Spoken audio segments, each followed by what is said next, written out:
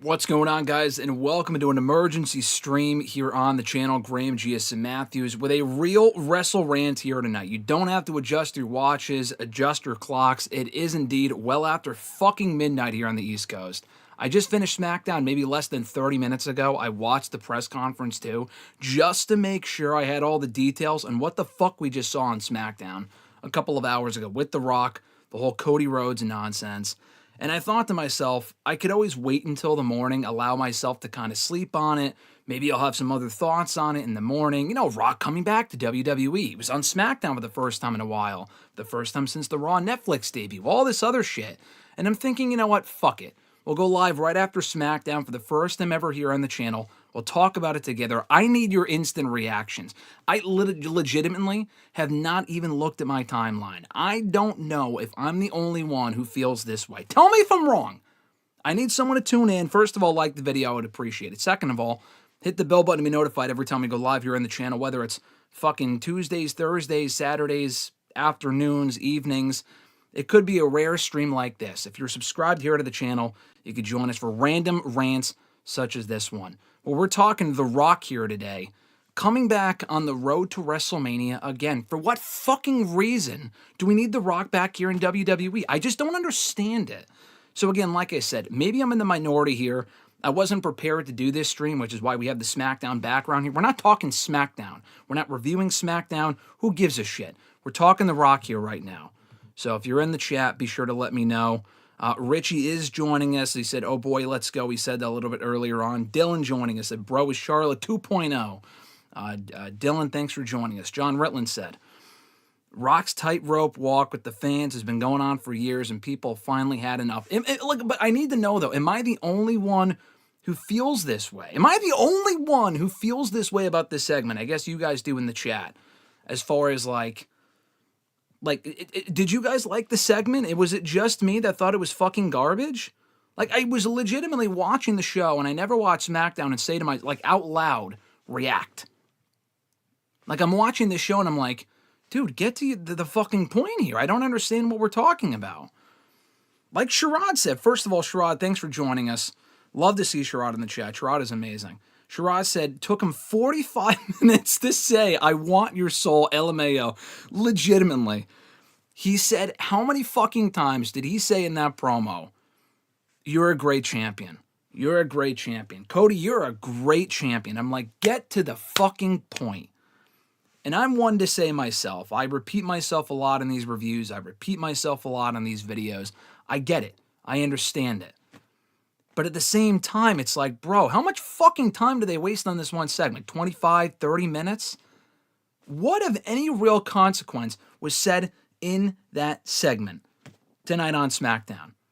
Absolutely nothing. Cody Rhodes standing there like an absolute moron. I just skipped through the entrance. Cody's entrance alone chopped off 3 minutes from the fucking segment.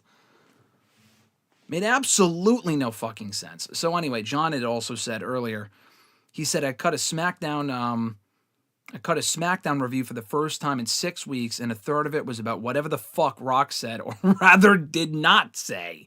Exactly. Richie also said, I said it on Twitter, I'll say it here, Dwayne Johnson just killed whatever was left of the final boss character. It was at Death's Door during the Netflix premiere, and tonight sealed the deal. So is he the final boss, or is he not the final boss? That's the part I don't understand. We got the final boss a year ago, and it was great. Now, first of all, let me just say this. We've said this before, and I'll say it again. The Rock last year created the problem that he later solved. The Rock wants to come back and say to himself, oh, we pivoted. We pivoted. We solved the problem. We solved the WrestleMania issue of, we'll give Cody his story. We'll let him have this WrestleMania. Well, guess what? You created that problem in the first place, you fucking egomaniac. That's the part of this I don't understand. Last year was a mess. Now, mind you, Rock could have come back at any other point for WrestleMania 39, 38, 37, 36, 35. May I go on? I mean, this man sat at home and actively chose not to do the match with Roman at any point until last year when he decided, you know what? Let's come back at the absolute worst possible fucking time to do this match with Roman Reigns. Well, sideline Cody Rhodes, the guy who makes sense to face Roman Reigns at WrestleMania, the most popular performer in the entire fucking company, and I'll put myself in the main event. And then, of course, he benched himself. He did wrestle on night one. Of course, he had to get the pin, pinning Cody Rhodes, which you would think would make sense for later on for him to face Cody Rhodes for that championship. Stupid us, thinking that after WrestleMania last year, on the Raw after WrestleMania, we're going to get Rock and Cody Rhodes at SummerSlam. That just makes too much fucking sense, apparently, because this guy's got to go, got to go off and film Jumanji 5 or whatever the fuck else he's filming right now. Red 2, Red 3, Red 4, Red 1 sucked. So let's go off and film another 5 sequels. So no, we won't do it at SummerSlam. We won't do me and Cody at the Rumble. We won't even do it at WrestleMania. We won't even do myself and Cody at WrestleMania 41. I'm glad I watched that press conference. He said during the press conference, and I'm not literally quoting this word for word here, but basically what he said, we can do stories now. They don't have to culminate in matches. That is literally what he said during that press conference after SmackDown went off the air. We don't have to culminate in a match. I mean, I know what Michael Cole said in the Logan Paul podcast a couple of days ago, and people were all pissed off about that, and I get it. Michael Cole said during that podcast, we're not a professional wrestling company anymore. We're all about telling stories. Listen, I think WWE tells a lot of great stories. I'm not saying they don't. But this nonsense that they're not a professional wrestling company, the delusion started under Vince McMahon, and it kind of has resonated still even to this day with Triple H even being in charge. And again, if you want to think that, that's totally fine. At the end of the day, call them whatever the fuck you want. Ballet, I mean, it's still a pro wrestling company. You can call them a global entity for sports entertainment. They're a fucking pro wrestling company that culminate in matches. How the fuck do you build up a Cody and Rock storyline without the fact that it ever leads to a match? Is Rock ever wrestling again? What was the point of him pinning Cody Rhodes a year ago when they went to WrestleMania? Brother, it makes absolutely no fucking sense. So before I go on, let's backtrack a little bit here in the chat. Before I give myself a fucking heart attack here. I read Richie's comment from earlier. John had said, honestly, a vast majority of people were reacting like, what is Rock on about? And many weren't happy. Okay, I'm glad I wasn't the only one. Richie had said, 1 like equals 1 soul. Yeah, get those likes up. I would appreciate it. If you're tuning in live, like the video. That would mean a lot. He's going to take your soul. If you don't like this video, Dwayne might actually find you and take your soul. Because he spent, like Sherrod said earlier on in his chat, he took the longest fucking time to get to the point. He goes, oh yeah, I don't want that. And mind you, he's talking about the championship. Cody's got the championship on his shoulder, and Cody's like, "Oh, you want my belt?" Because Rock was going on about, "I want you to be my champion. I want you to be my champion. I want you to be here. I'm here." Like, what, dude? What are you talking? Like, how? I saw some people interpreting that as if like they want him to be corporate Rock, and then Cody would be corporate Cody. Oh my God, it's like the mental fucking gymnastics that we need to understand this stuff. It's not it's not a Martin Scorsese film, which I know Rock was actually just ironically cast in. For what reason, I have no fucking idea. Rock has not been involved in a real box office attraction in quite a few years. So what value he can bring to a Martin Scorsese film, I have no idea. But like they're trying to man, it just doesn't make any sense. Like from the whole thing a year ago when Rock gave that thing to Cody in his hand and they wanted you to think like, oh yeah, he's got this item and I want you to hold on to it, and he like kissed him on the fucking cheek or whatever the fuck that was on the night after WrestleMania last year on Raw. You know what I'm talking about? Am I crazy? Am I misremembering here? And they never acknowledged that again. And then Rock comes back for the Netflix premiere. That leads absolutely nowhere. He goes from beating the shit out of Cody Rhodes a year ago to now they're basically swapping spit on Raw. The NXT promo, don't even get me started on that. Shit was a fucking disaster. And then he comes back now, and then he says they're friends, but now he's kind of teasing a heel turn. He turns on the crowd. Dude, what are we even doing here? Jeremy Bowers in the chat said, I get he wants Cody to be his corporate champion, but it took him too long to get to that point. But even that doesn't make sense to me. Like, is Rock going to even be around enough for that shit to matter? That's what I'm wondering. Like, is Rock even going to be around enough for this authority figure stuff, which honestly on paper kind of sounds appealing. Like that could have promise.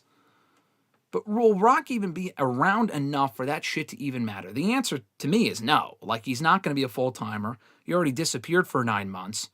Like, what the fuck was that shit after Bad Blood a couple of months ago? What the fuck was that? Like, it didn't even lead anywhere. The Rock and Roman thing went nowhere. We're probably never getting that match at this point. And that was one of the only real benefits of doing the pivot last year, aside from Cody getting his moment, Cody finishing his story, was the fact that you would think, oh, now we could turn Rock heel so Roman can go babyface. That's your WrestleMania night 1, night 2, whatever. Main event for WrestleMania 41 in Vegas. It writes itself. But instead, they pivoted to a completely different dumb direction. Cody Rhodes is facing the winner of the Chamber in a couple of weeks, and that's great. That's awesome. But it's like, okay, now he decides to come back and fuck up that. Like, I doubt this was the plan the entire time. This just feels so forced and random to me. Richie had also said, subscribe to Feel the Mana. Yeah, exactly. We got a lot of mana going on here, so if you have anything to say about SmackDown, honestly, even if you liked it, let me know. Like I said, I have not even looked at my timeline behind my, beyond the notification stuff, but like my actual timeline for people that I follow, not follow, whatever. I don't know what people are saying about this segment. I did not watch SmackDown Live, so I'm just going off what you guys are telling me right now. I watched the show, and I thought to myself, I got a lot to say about this because I thought it was fucking garbage. So I'm curious if other people feel the same. I can't wait until tomorrow, honestly. Dylan also said, no, his promo made zero effing sense. Ava could have cut a better promo. 4 Roots, 1 Trey. Ava, Rock, that whole family. I kid. The bloodline itself is great, but like Ava and her father, Rock, they could just take them off the show and WWE TV will be better off for it. This does not make any sense. Richie said, plot twist, The Rock is the leader of Schism. Oh, God, don't give him credit with that. Don't give him too much. The last thing we need is Schism back. Jamie Lee Mack, great to see Jamie in the chat. I know this was from a little earlier on. Jamie, I hope you're doing well. Thanks for joining us, my man. It's probably late over there in Canada. Jamie's actually going to be at Elimination Chamber. So I forgot to mention this. During the Rock promo, Rock said he'll be at Elimination Chamber in Toronto next weekend. So that's a nice little hook for the pay-per-view. But again, I'm convinced they don't even know where they're going with this. And I know Ari Emanuel had made comments in other interviews and stuff saying that Rock might be at that pay-per-view and the fucking... Like, I laugh thinking about it because they're teasing as if he's going to change... Stop me if you've heard this before. He's going to stop the... Oh, God, what was the word that Rock used for the DCU? He is going to change the entire trajectory. Oh, my God. Let me know in the chat what the word is. I can't think of it at the moment. The hierarchy. He's going to change the entire hierarchy. That's what it was. Of the DCU. And now what is he going to change the entire hierarchy of WWE by being the leader of TKO? He was already the corporate leader of TKO a year ago. Like, are we just acknowledging that now?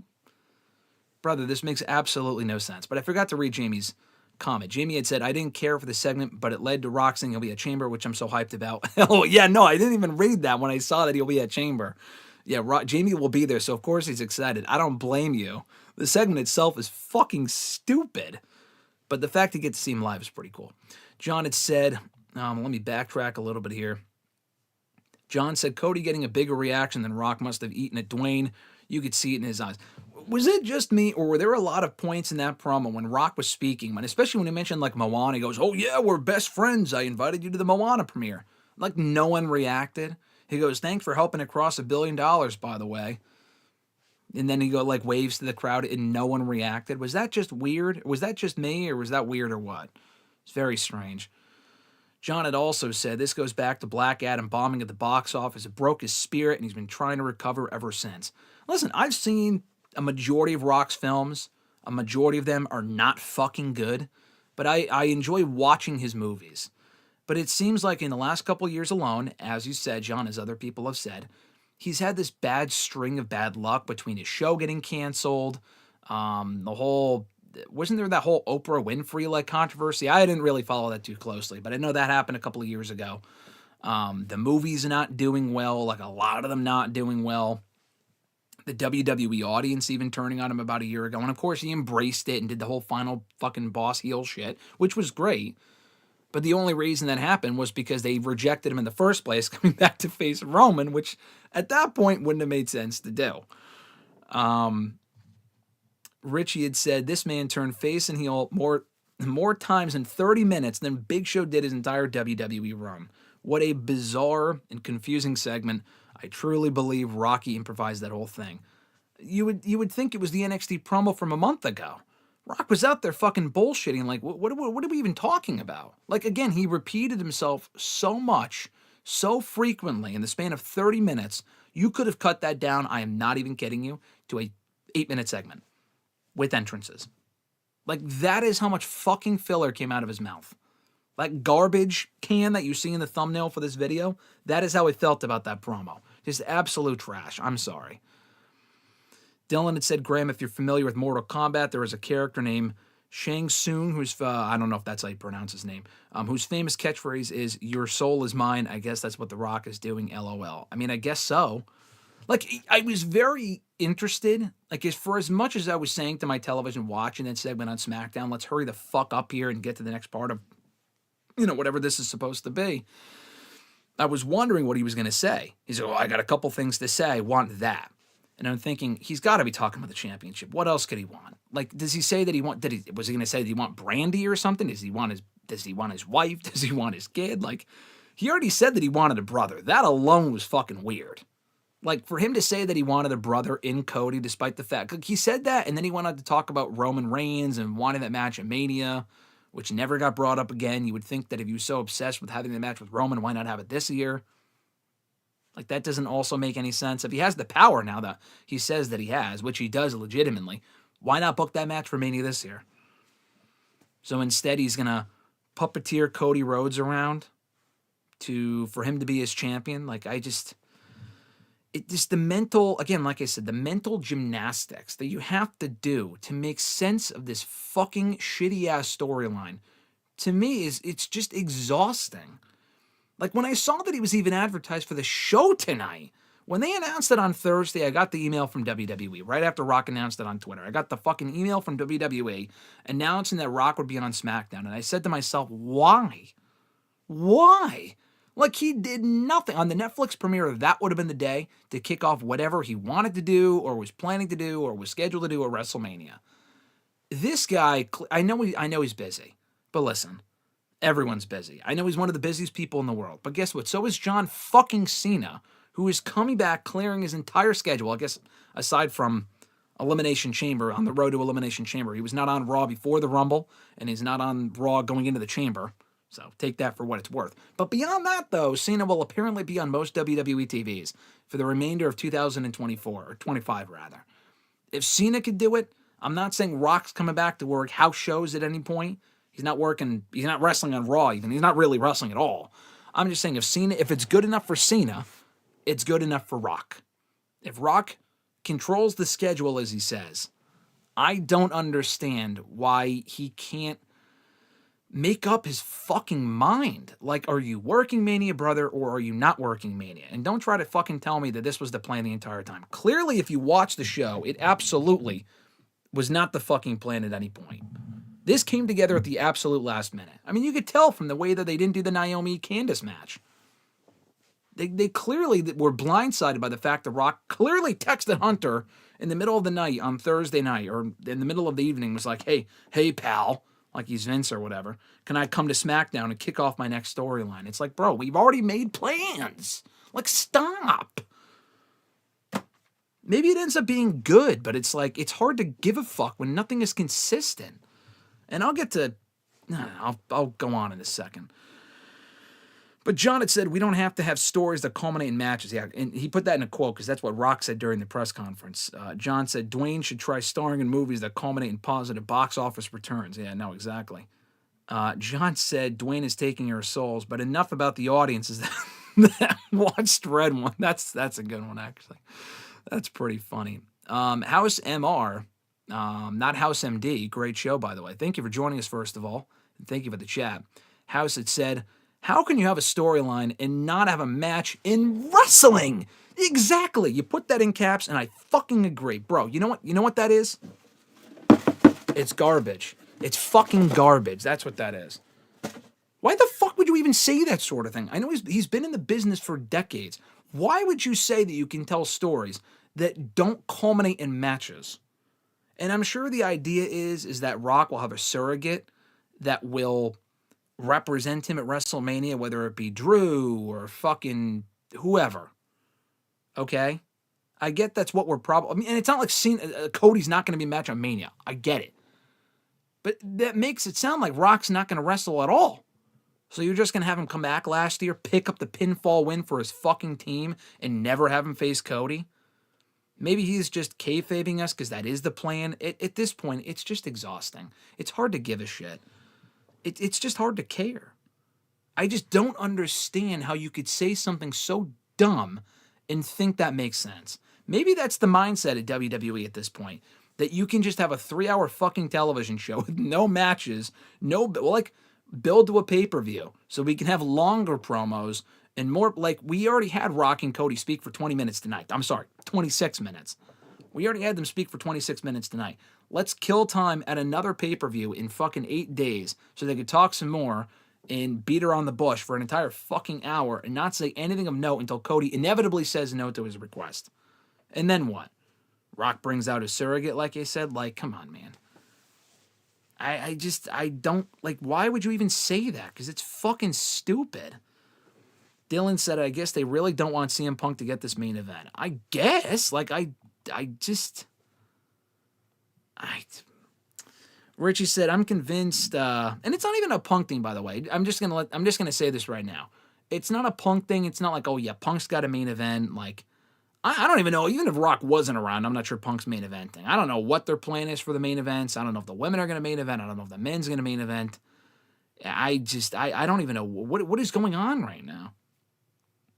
But anyway, Richie said, I'm convinced Dwayne just comes in for a cheap pop to feed his ego because he knows how washed his movie career has become, so he thinks he's cooking up some psychological thriller for WWE right now. That's what I just said. I mean, that's what I feel like this is. He feels like they're making matters more complicated than it needs to be. Like, people were trying to tell me after the Netflix thing, oh yeah, clearly he's just like acting babyface because he's going to turn on Cody. But to my question is why? Like, what the fuck is the point of that? Their intensity, their bad blood for each other was at an all-time high a year ago when Rock beat the shit out of this man in the rain while Cody bled. That was the peak of the program. So then you're going to turn around and have them make out, essentially. Not literally, but you get what I mean. And then they're friends again? Like, Cody just looks like an idiot. If Cody falls for that shit and then gets turned on by Rock, he is the biggest fucking idiot on that roster. It does him no favors. The only person that benefits is The Rock. Like, we're telling these 5-year arc stories when we don't need to. Like, the interest in Cody versus Rock has dwindled down significantly since last year. Cody's on to other opponents. Just get the match over with and move on. We don't need to build a Cody and Rock at WrestleMania 45 and then Rock versus Roman at WrestleMania 50. At that point, and already, we're at a point where a lot of people do not fucking care. Sherrod said, Cody versus Cena. Cody finally turns to the dark side to win. On paper sounds great, but Triple H and Rocky, they'll find a way to make it more convoluted for their own good. That's what I'm trying to say. That's what I'm saying. I was thinking that same thing watching that segment, like, maybe, I don't know. Maybe this is just me. But if they were to do, this is what I'm thinking they might do. But basically what Sherrod said, where they do Cody and Cena, Cody goes heel. And it's basically the modern day equivalent of what they did at WrestleMania 17, where Stone Cold went heel and joined up with he who shall not be named, Vince McMahon. But I think a lot of people forget. I mean, if you think that's a good idea, more power to you. I think that's fucking garbage. I really do, because Cena's not sticking around. What's the end game? Cena eventually beating Cody? Like, it doesn't benefit. Cody's already the biggest babyface in the entire fucking industry right now. A majority of his reactions are positive. This is not Cena circa 2010. Like, he's not getting 50-50, 60-40 reactions. Cody is a genuinely beloved babyface. What? I mean, listen, I want Homelander Cody as much as anyone, but why the fuck would you throw that away to turn Cody heel at this point? Milk it for as much as it's worth. I just think that'd be stupid to have Cody align with The Rock, who will never be around, by the way. Hate to break it to you guys, but The Rock ain't fucking showing up for work. I just think that's dumb. I know it sounds like a cool idea on paper, But I think that'd be astronomically stupid. I really do. It's an idea. It's certainly an idea, but I just think it'd be dumb. Jeremy said, I think we get Drew as Rock's corporate champion. Yeah, we could, but again, here's my thing. Why can't we just do that without the fucking Rock involved? I mean, Cody and Drew sells itself. I cannot put this simply enough. We do not need The Rock. We don't. And they want to tell you how hot the product is. Guess what? It's been hot. It was hot before The Rock. It's hot without The Rock right now. It will continue to be hot. Maybe not forever, but for a while longer without The Rock. Like, and you can say that for about a lot of people, like that this person is gone and that person's gone, whatever. But Rock is included in that conversation. Like, the company will still be hot without the fucking Rock. I was talking to someone on Twitter today about this, and again, you're entitled to your opinion. WrestleMania also does not need The Rock. It just fucking doesn't, dude. Like, I look at the card, and you can say what you will, it's underwhelming. I disagree. I'm not sitting here saying it's going to be the greatest WrestleMania of all time. But at the same time, it's like, with The Rock, what fucking role does The Rock need? The Rock overshadows everything else. The Rock almost overshadowed Cody's story last year. The Rock was the best part about the road to WrestleMania last year, which was entertaining for us. Thankfully, Cody's moment overshadowed the road to WrestleMania, but the road to WrestleMania was not about Cody. It was not about Roman. It was not about Seth. It was about the fucking Rock. It's always about The Rock. Brother, it's 2025. Like, what are we doing here? We don't need The Rock on the show. Commit or no, don't commit. Do a match, don't do a match. This feels like his way of saying I'll be on the show to put myself over without having to put anyone else over because I don't have to lose. That's what that tells me. I just don't fucking get it. John had said the hierarchy of TKO is about to change. Yeah, Dwayne, you'll cause this to bomb as well, John said.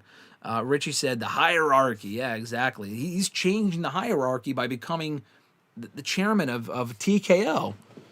I guess. Is that the fucking message that he's supposed to be sending? Man, it makes no sense. Richie also said we need James Gunn to step in and save WWE. Yeah. After what happened with the DCU and that fucking nonsense, I mean, if brother, The Rock literally did not want to interact with Shazam because he didn't feel like it would make sense. He gave himself his own movie as Black Adam. And I think, I mean, again, we don't have any proof of this, but like the fact that Rock should have been as Black Adam. I know this is not WWE related, but it is Rock related. I'm just fucking done with this guy's bullshit. Why would you not have Black Adam in the Shazam 2 post-credit scene? By that point, they were still of the impression the DCU was well alive and they were building to Shazam versus Rock. I'm sorry, Shazam versus Black Adam. But he wasn't. Black Adam had nothing to do with Shazam 2, which sucked anyway. It wasn't a great movie at all. But, like, apparently that was because of The Rock's politics. And it's just like, if he felt like he had that control over the DCU, imagine what he thinks of the control that he has over WWE. Because whatever he says goes. If he says, I want to be on SmackDown, I want to be on Raw, I want to be on this pay-per-view, they'll be like, oh, okay, Rock. Okay, or Rock Overlord, like, we'll have you on the show.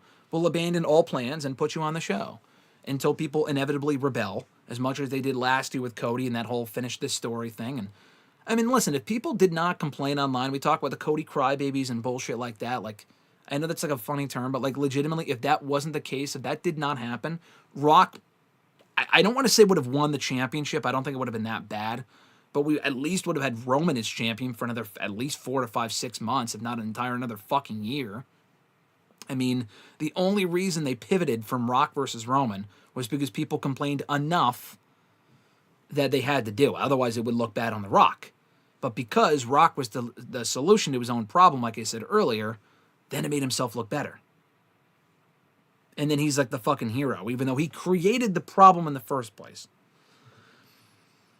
John said maybe the CTE caught up with Dwayne or the HGH, one of the two. Oh, man, I won't go that far. Listen, it's just, this Rock bullshit is just fucking dumb. Mike has said, Bro, you're live right now. This is awesome. Yeah, rant. Do not get used to this. I was just in the mood, a ranting mood. We're living up to the name of the channel here today, the Wrestle Rant channel name, by going live after SmackDown, solely because I was so fucking befuddled, if that's the right word to use, from what I saw on that show. He also said, question for you, if Cody says no to being Rock's corporate champion, who do you think steps up for his place? Cena, question mark. Yeah, like I said, heel Cena would be interesting, but again, it's just like read the fucking room. Him, Paul Levesque, doesn't matter. Why would you turn? It's the same reason why I wouldn't turn Cody, but specifically Cena. Why would you turn Cena now? For as interesting as that would be, and we don't even know if he would be a great heel, first of all. But second of all, why would you turn him now when he's bound to be beloved for the remainder of his entire farewell tour? No one's going to want to boo this man, especially not kids and like the casual fans that come to these shows. That he's saying, I want to say thank you to these crowds one final time. Like, Cena comes across usually pretty genuine. It would be very weird for me if that's the whole point of this farewell tour, in addition to probably winning one more world championship, which he should, albeit not at WrestleMania. To then turn him heel just would feel like ass backwards to me. It probably would be Drew, like someone said earlier. Cena would be interesting. It's just like, does he even need to be, like, do Rock and Cena really need to be aligned as a top heel faction? Or a top heel alliance in the big year of 2025? The answer is no. Daniel Malcolm is here. Daniel, hope you're doing well. Thank you for joining us. I appreciate it. Jamie said, if this doesn't lead to, let me backtrack a little bit. Bunch of people in the chat. I'll get to it. I'll read through all the comments, I promise. Jamie said, if this doesn't lead to Cody Lander finally becoming a reality, this was such a waste of time. That's the thing. I think it will. I don't think this storyline is leading to Cody Lander. First of all, The Boys is a great show. Let's just get that out of the way now. Second of all, I do think we are getting heel Cody at some point. I would not do it now. I just think that's so fucking dumb to turn Cody heel anytime soon. You have the baby face that this company has been desperate for, on their knees, looking for God knows how many years. John Cena was their top babyface, but half of the crowd fucking hated him. On every show that he was on, for the most part, for about fucking 5 to 10 years, people did not like John Cena. They love him now because nostalgia, I get it. But at the peak of his main event run, half of the crowd did not like him. Even more people did not like Roman Reigns. But now you have finally found someone that you can actually build the company around that isn't 45. I know he's almost 40, but I think he's 39. I don't know what Cody is. 39, 40, whatever. But he's a good company, spokesperson. He has he's on his best behavior, stuff like that. He's a good person to build that brand around. And then you're just going to turn him heel to replace him with who? Who is replacing Cody as the face of the company? That's another thing I don't think people are thinking of either. John Cena is not that guy, first of all. Second of all, Braun Breaker, too soon. Jacob Fatu, maybe. I love Jacob Fatu, but probably, again, a little too soon. LA Knight's not that guy, I don't think. Drew's is the same age as Cody, pretty much. That's not happening. Punk is 40-something years old. Damian Priest is 40-something years old. Cody is the guy. He's not ready to pass that torch on to someone else. He literally was just anointed as the guy, where it's fucking Spy Kids 3.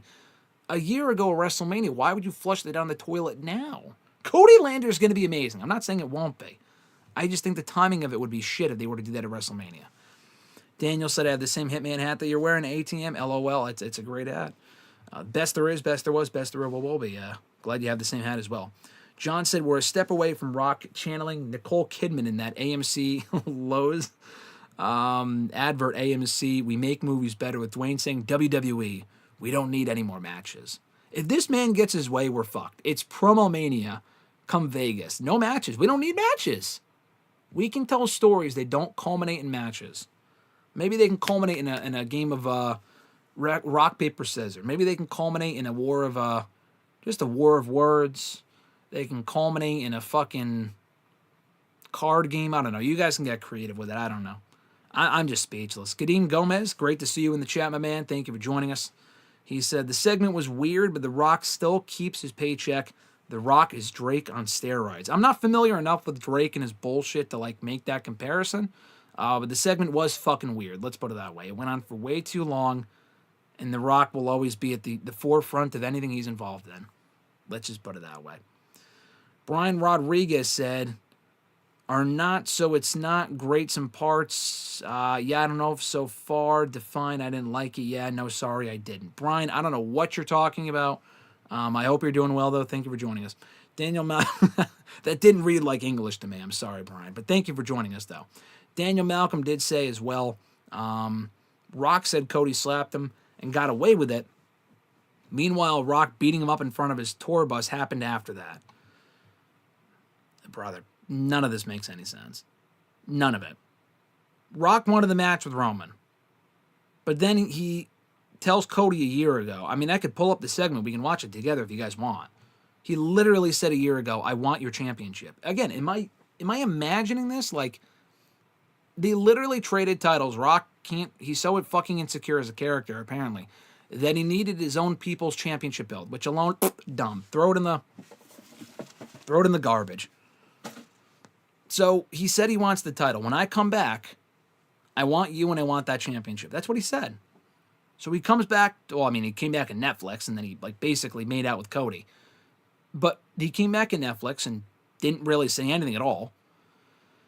Then he comes back tonight and he doesn't want the championship. He wants him to be his brother. What is this? Fucking him and Dustin Rhodes from Double or Nothing 2019. I don't need a partner. I want a brother. You know, when like Dustin broke down crying. Maybe it was Cody who said that and cried. I don't know. But that's what it reminded me of. I'm like, what's going on here?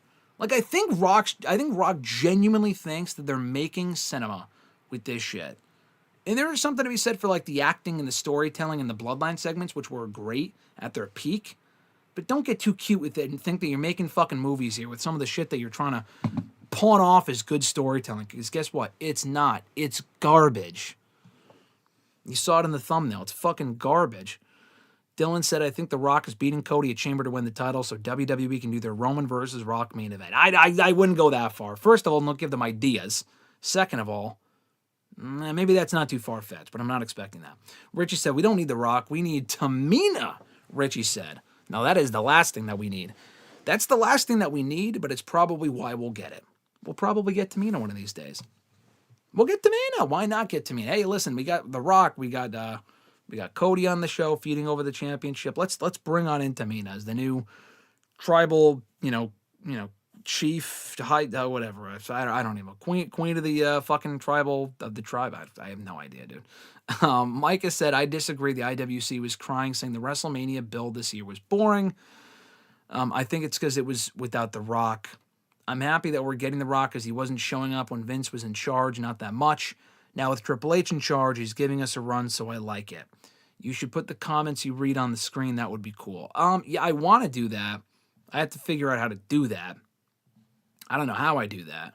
Is there a way to do that? I mean, how can you? I don't know how you do that. I'll figure out that one of these days to put the comments on the screen.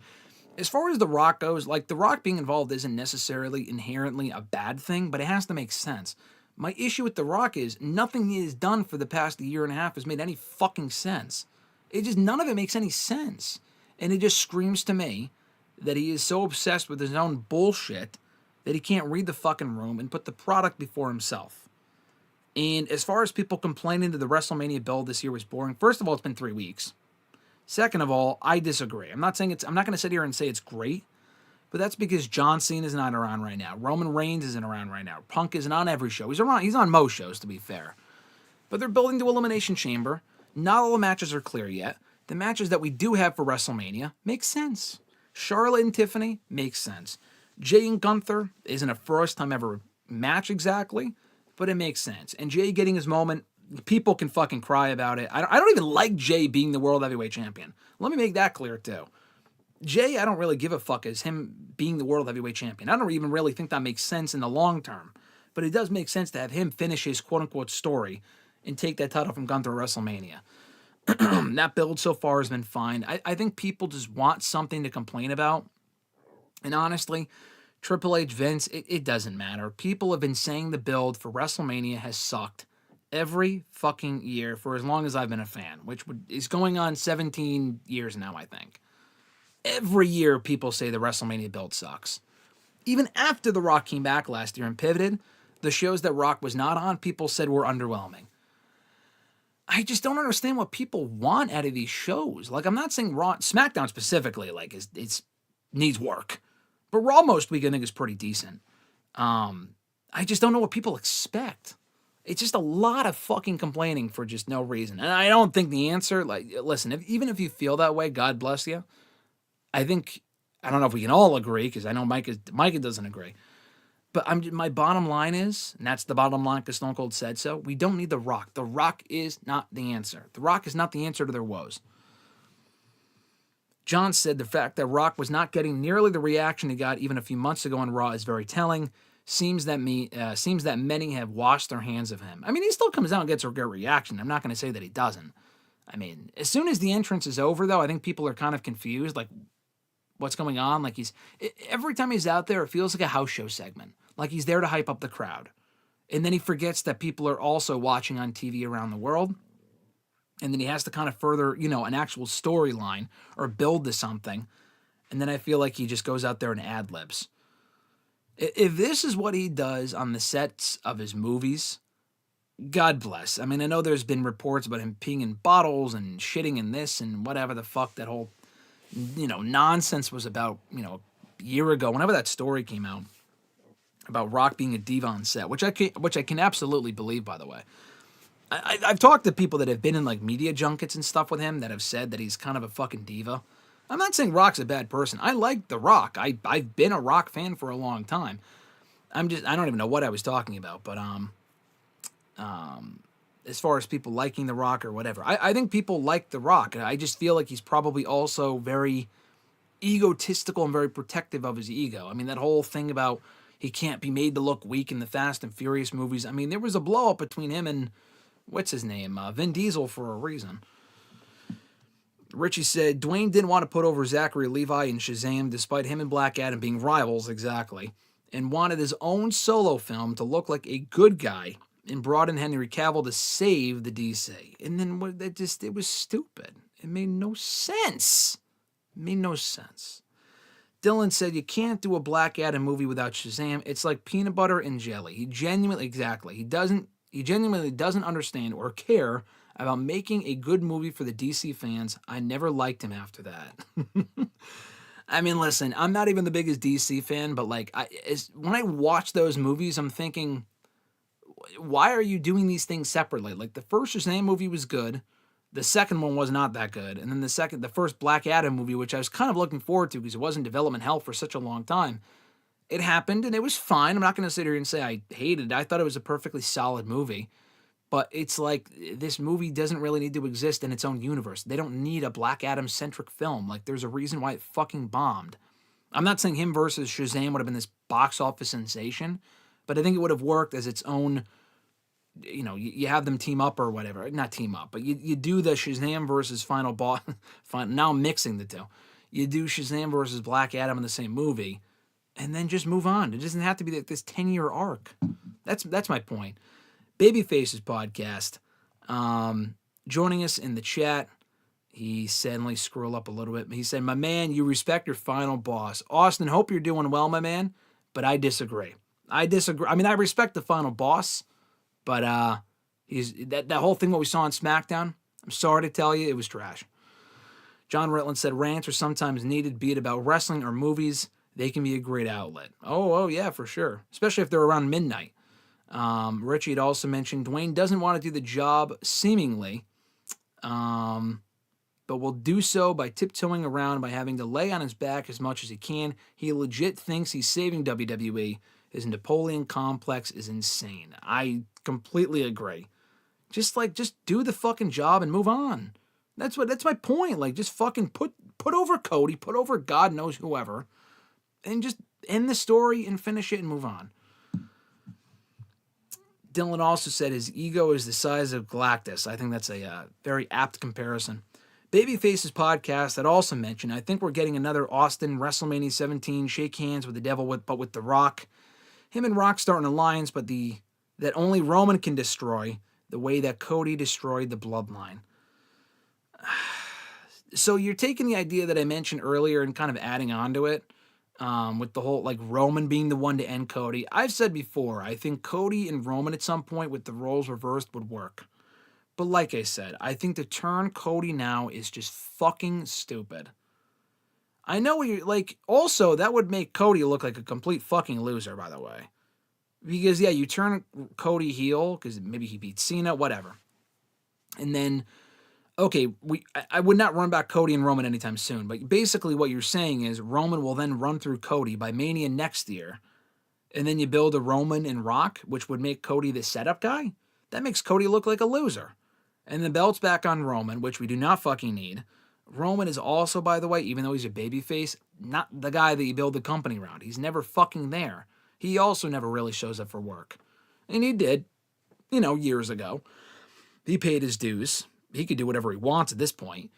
I'm just saying that to have this all end with Roman, reigning supreme is just also awful. Like if he beats Rock that's one thing.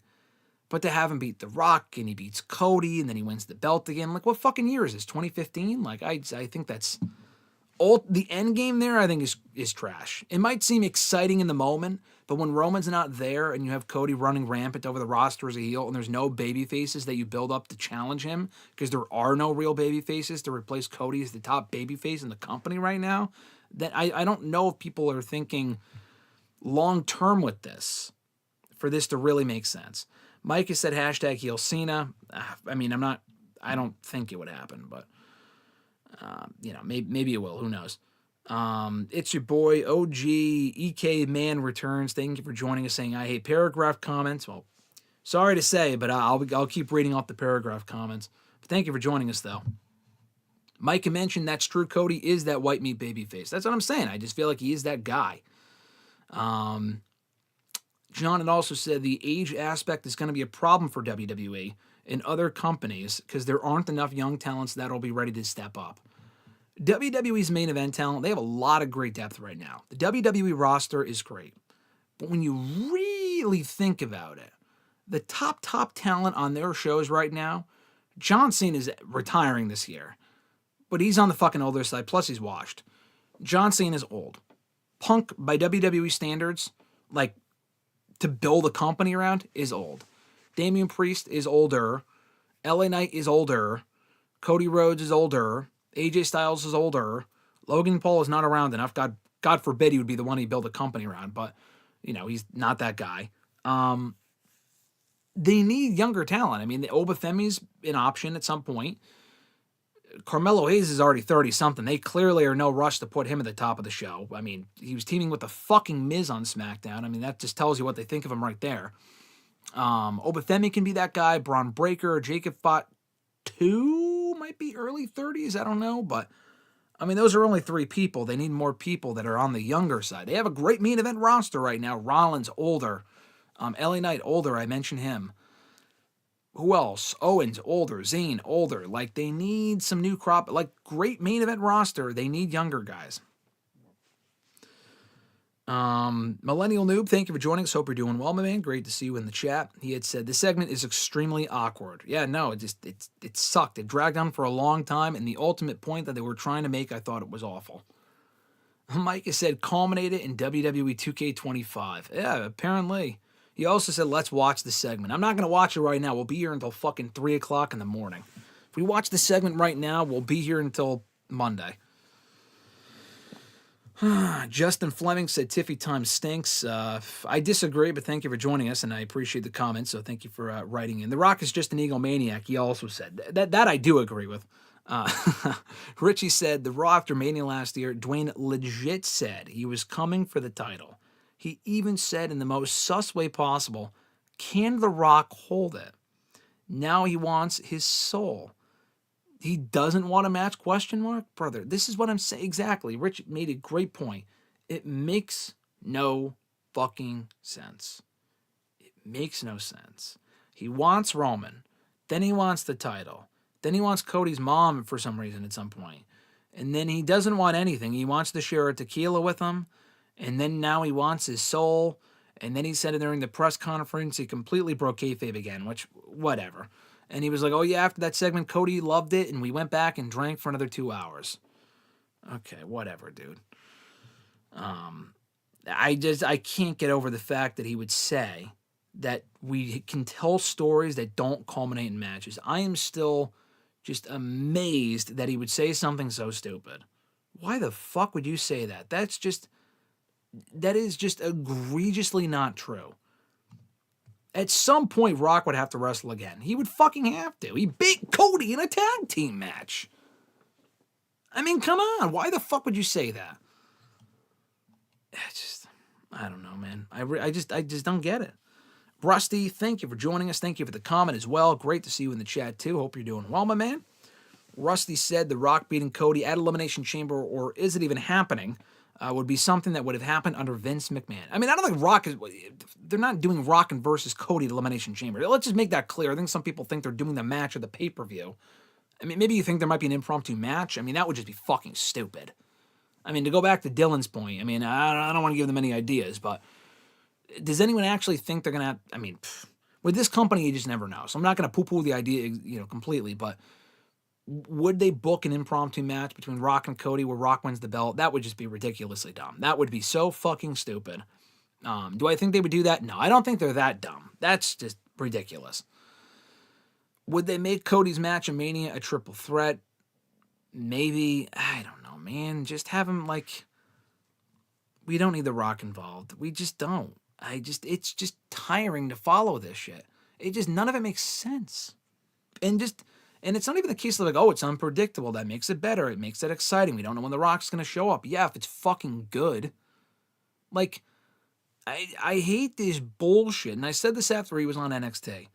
He was poo-pooing all over people that were shitting on him for basically making up with Cody Rhodes on Raw the night before, last month. Remember that? And Rock was on NXT cutting that blithering, meandering promo. It wasn't even really a promo. He just went out there and just fucking bullshitted for 2 minutes and had no idea what he was going to say.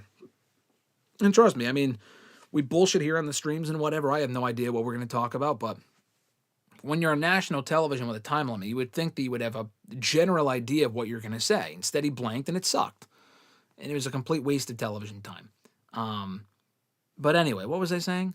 During that segment, he was like, oh yeah, people think they know everything. And, which is true. We fans do sometimes think that we know everything. I'm not going to disagree with him on that.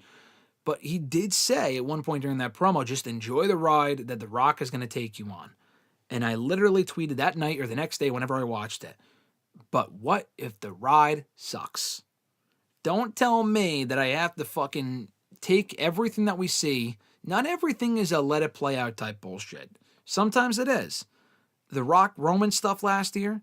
Imagine when Rock took the WrestleMania spot from Cody, which again, and I wish we were doing live streams at that point. I mean, that rant would have been one for the fucking ages if we were doing it back then. Man, I wish we were doing it at that point. I mean, I did do a SmackDown review the next day where I ranted about it, but in the moment, I was pissed, as everyone else was. But anyway, when Rock took the spot from Cody for Mania, I'm sure there was. I mean, I'm sure you could pull up the fucking receipts. People may have been saying, the diehards, that you can't, criticize Triple H or whoever, saying, oh, but let it play out. Let's see where this goes.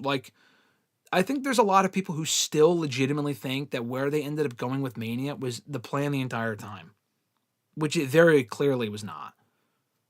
That was clearly a pivot, which I appreciate that they did that, but they shouldn't have had to do it. That's the point. The whole point of the pivot was that they should not have had to pivot.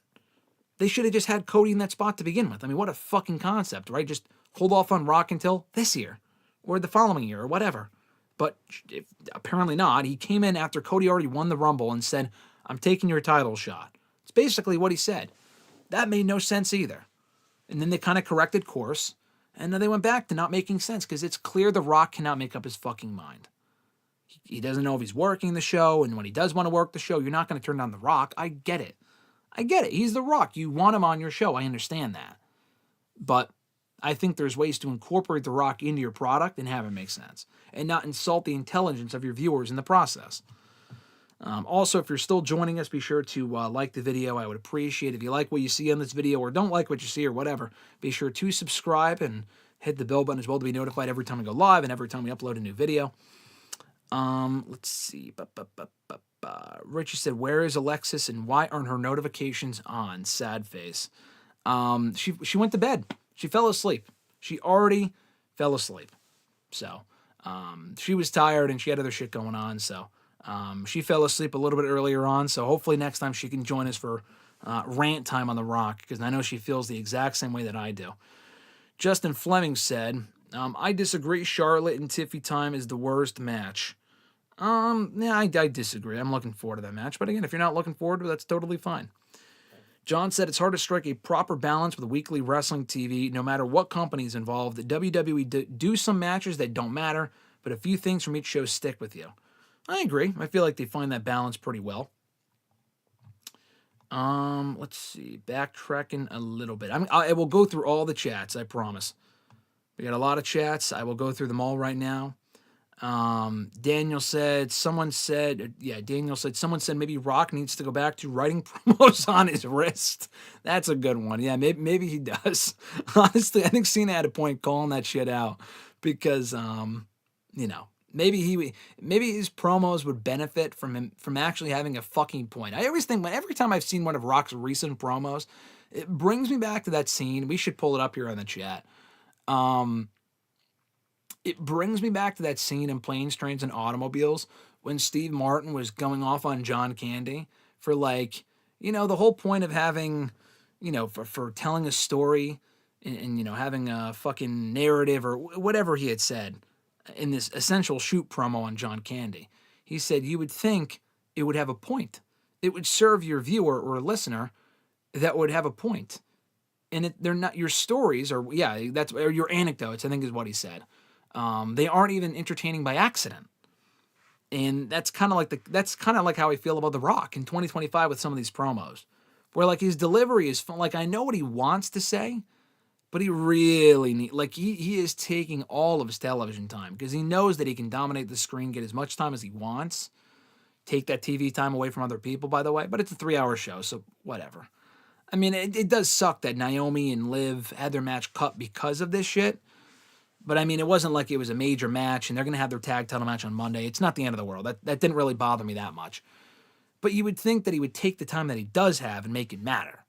What we saw on Friday, what we saw tonight, whatever you want to call it, did not fucking matter. Not only did it not matter, it was fucking garbage. Sheesh said in the comments, "LOL, y'all are so stupid, getting worked so easily." I mean, I don't agree. I don't really think this is a case of us getting worked. If you think we are, that's totally fine. I get it. I don't feel that way, but if you do, that's okay. But thank you for the comment, though. Thank you for joining us. Dylan said, "I'm starting to see why Vin Diesel doesn't like The Rock." I mean, there's a lot of shit we probably don't know about between those two, but Vin Diesel may have had a point. It just seems like they're also both alpha males. You know what I mean? They both try to be that alpha male, so they don't really coexist for that reason. I think Vin Diesel's probably a fucking diva, too, but that's why they can't really coexist. The pro wrestling word of the year, one of wrestling's favorite words is coexist.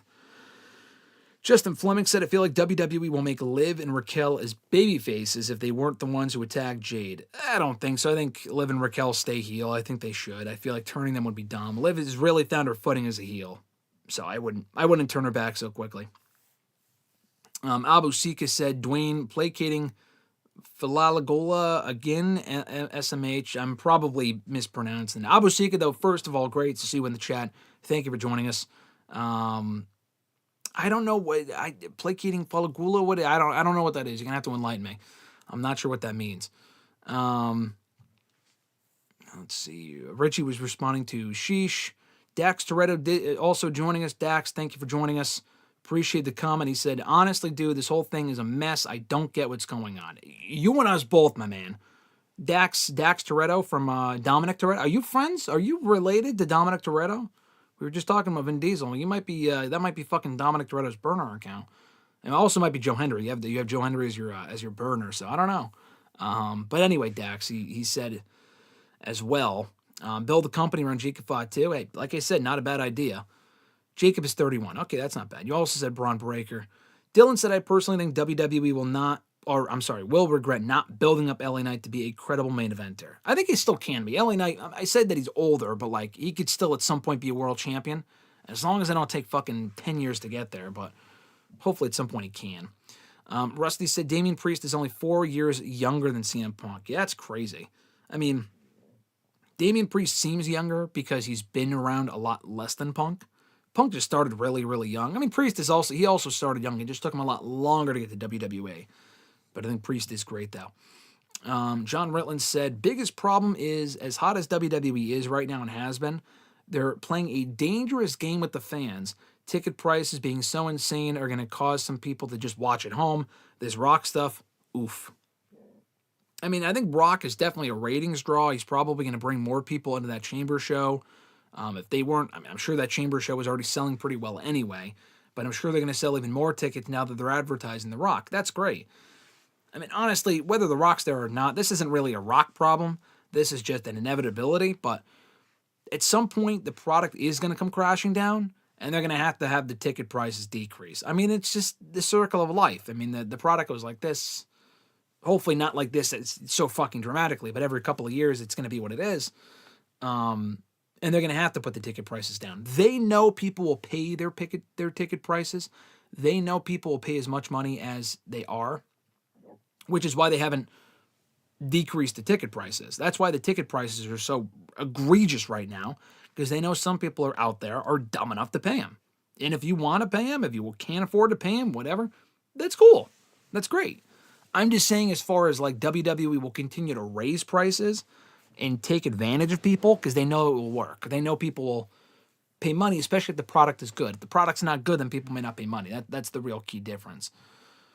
Daniel also said Rock ran down his whole early career at the conference like we don't already know that. LMAO. Brother, like I said, I watched that conference before we came on here because I needed to get all the details, and I'm glad I did because he made that atrocious comment about the whole matches thing. Like we don't need to culminate in matches. I'm thinking, what is going on right now? But yeah, then he was talking about like, oh yeah, then they turned me heel. Like I know all the media they had in attendance were all New Orleans media. Like some of them probably haven't followed wrestling in a while. I get it. But The Rock is talking about all this shit like from fucking 30 years ago. I'm like, what does this have to do with anything? Like, it is cool. I will say this. I asked Rock a question at the Mania press conference last year, and it was awesome. It was one of the coolest experiences I've had at one of those things. He does an amazing job of giving people their moment. And like he talked to me for my answer for like 5 minutes. So I don't know what that question was that Rock was responding to. I don't remember. But he gave that person, regardless of what the fuck he was saying, that their moment by looking at them and responding to them. I think Rock does a really good job with that. The actual content of the answer, though, sucked. I'm just thinking, talk about something more meaningful. Just didn't really make sense. Abu Sika said, Dwayne leaves me confused, but I'm starting to think it's by design at this point. I don't think it's by design. I think he genuinely thinks he's making like fucking cinema with this shit. I don't think it's a case where like they're working us. I really don't. I know what some people are thinking, and that's fine. They're going to call me a mark for that whole shit. I mean, I get it. That's totally fine. And listen, if this does turn out to be the case where they were working us the whole time or whatever, I mean, have they been working us for the entire last year? Like this shit with The Rock, even if they are working us, the storyline sucks. Like you're not really getting one over on us if it's just not, first of all, not interesting. And second of all, what's the end game? Rock goes from being Cody's foe to then being his friend to now being his boss? Like, make up your fucking mind, like I said. Richie said Dwayne's surrogate to take on Cody will be David Arquette. Honestly, former WCW champion. Wouldn't be upset. I can think of worse surrogates for The Rock to choose upon. Micah said, wait, who do you want to see as The Rock's henchman if Cody says no? I would say Drew McIntyre because of the sword thing last year. You know what, brother? I did not even think of that. We mentioned Drew earlier, but I did not say Drew earlier because of the sword thing. For those that missed it, when Drew announced that he resigned, I think it was the fucking Rock who broke the news first. I don't know if Drew wanted him to break the news. I don't remember. But when Drew was announced as having re-signed to WWE around this time last year, like in the spring of 2024, The Rock gave him like a fucking sword or something like that, like a family heirloom. I don't know what it was. But anyway, you could play off of that and say they kind of gained a respect for each other through that. And Rock, or Drew rather, was always the chosen one under He Who Shall Not Be Named So honestly, in a way, it would make sense. I just don't know if that is necessary. Like I said before, will Rock be around enough for that to matter? The answer is no. Drew is a big enough star. He doesn't need the rub from the fucking Rock. Like, yeah, Drew is not on the same level as like a fucking CM Punk or something in terms of mainstream exposure.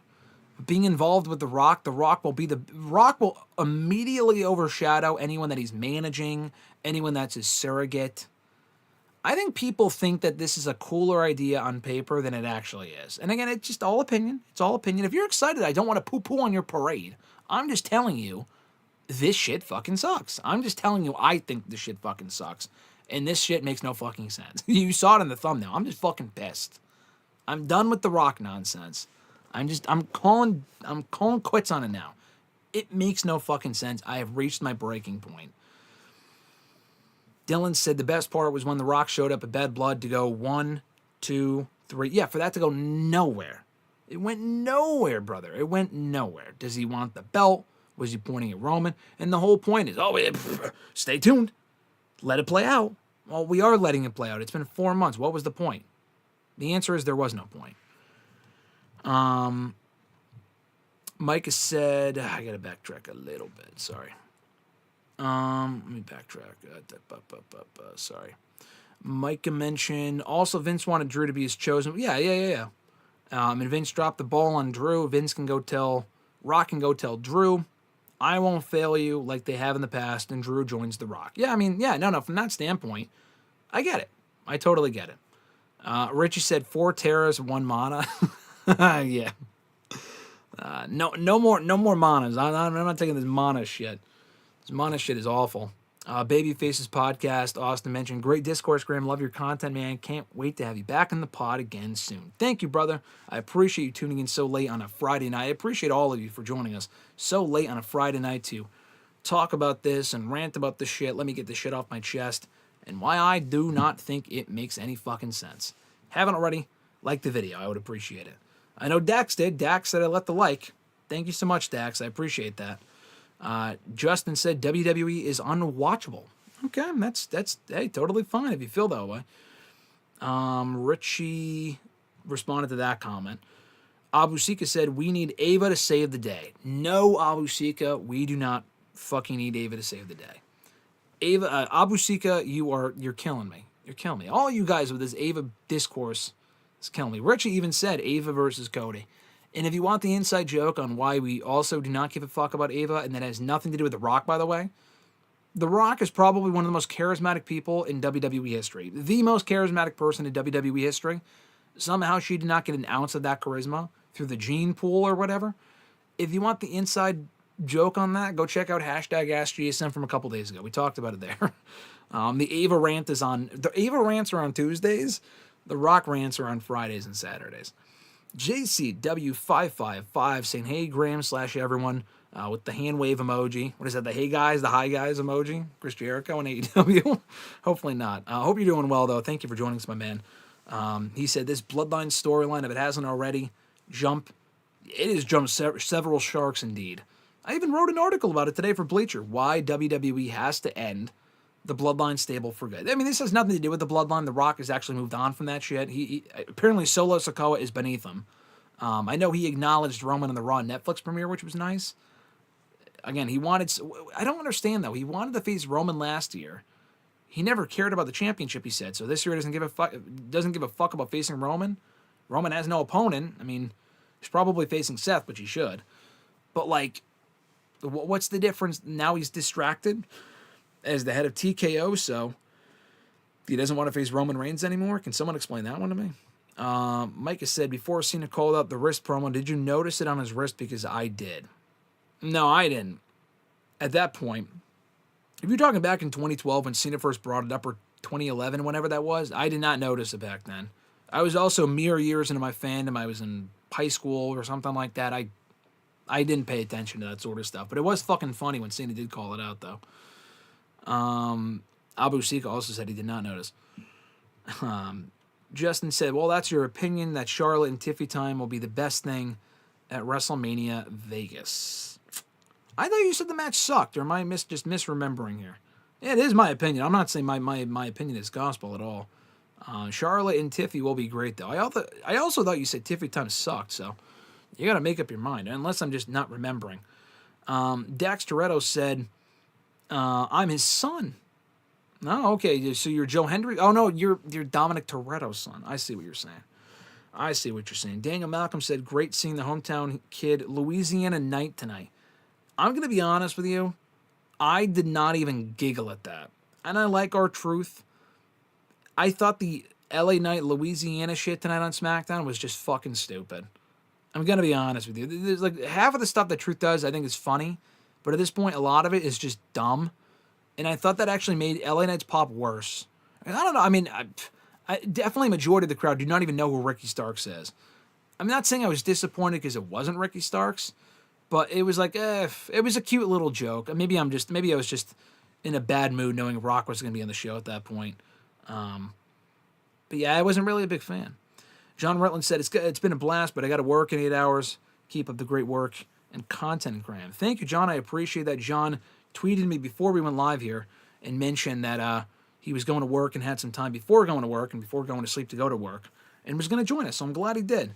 John does a lot of great rants as well. If you think this is a rant, check out John's rants. He does great content over on his channel, so click on his name from the chat. Real Honesty with John Ritland, and see some stuff that he's got going on. We actually did a video about a month ago, as we always do, ranking our top movies and shit of 2024, so check that out when you can. I got to plug my laptop in a second. My laptop's going to die in a little bit. And I don't want to fucking leave you guys hanging here and the stream just ends because my laptop dies. That's how much we're ranting here. Let's see. Daniel said he was rambling to the point that I forgot what question he was even answering. You talking about me or are you talking about The Rock? I don't know. Both could be true, honestly. The Babyfaces podcast, Austin had mentioned, think people are not satisfied with Jay main eventing Mania because they weren't as emotionally invested in him winning the Rumble. Why is the main event of Saturday night's main event, which, in my opinion, which sucked, he said, headlining Mania? Listen, I'm not going to sit here and tell you that Jay and Gunther is my WrestleMania main event. I'm not going to sit here and tell you that match will be great. Quite honestly, it probably will not. But you said people weren't satisfied with it because they weren't emotionally invested in him winning the Rumble. I think, yeah, for the people that didn't like it, that's probably why. If you didn't, I'm not saying you had to like it. I'm saying I think a lot of people have to accept it. Jey Uso is so fucking over. He's not the guy either. I forgot about him earlier when I was talking about how you can build a company around people. You don't build a company around Jey Uso. You just don't. But he is so over. How do you not capitalize on the fact that no one saw that coming? It does make sense because he's never beaten Gunther. And people a lot. I was in the building. I mean, you were in the building as well, Austin, so you know. That reaction was insane. I mean, people love Jey Uso. It may not be for me or you, but it is for the majority of people. Like, this is not the same thing as last year where it's like, 50-50 on Jey. The internet didn't really like it, but people in the crowd sure fucking liked it. I mean, it's enough people for, like, every week Jey gets great reactions. It wasn't just Indianapolis. Every single week this guy's treated like he's a fucking god. I mean, how do you not put the world championship on him at some point? Give me 1 second. Where's my fucking charger? It's like right here. I gotta get that in a second. Let's see. Daniel said Rock and Cody have gotten close since Mania, yet Rock at Bad Blood walked past the Dusty pic saying, "Love you, hate your son." Exactly. That's the part I don't understand. That's the part I don't get. Like, he acts like they were friends, but then he was talking shit about him like fucking mere months ago. Brother, I don't get it. Sorry, I'm trying to get my fucking charger here. Come on. There we go. There we go. I don't want this fucking laptop to die on me. Hold on. Let's see. Scott Gotta joining us in the chat. Great to see Scott. Hope you're doing well, Scott. Thank you so much for joining us so late on a Friday night / Saturday morning. Scott's the man, too. Check out him on Twitter. He's the fucking man. Scott said the whole Rolex thing threw me off because why did he post it on X? There really no follow-up on it on SmackDown. Plus, didn't he give the Rolex back to Cody? I'm so glad you brought that up because I kind of mentioned it quickly earlier when we first started this video. I also did not understand that. So Scott's talking about how Rock posted on his story or something the picture of the watch.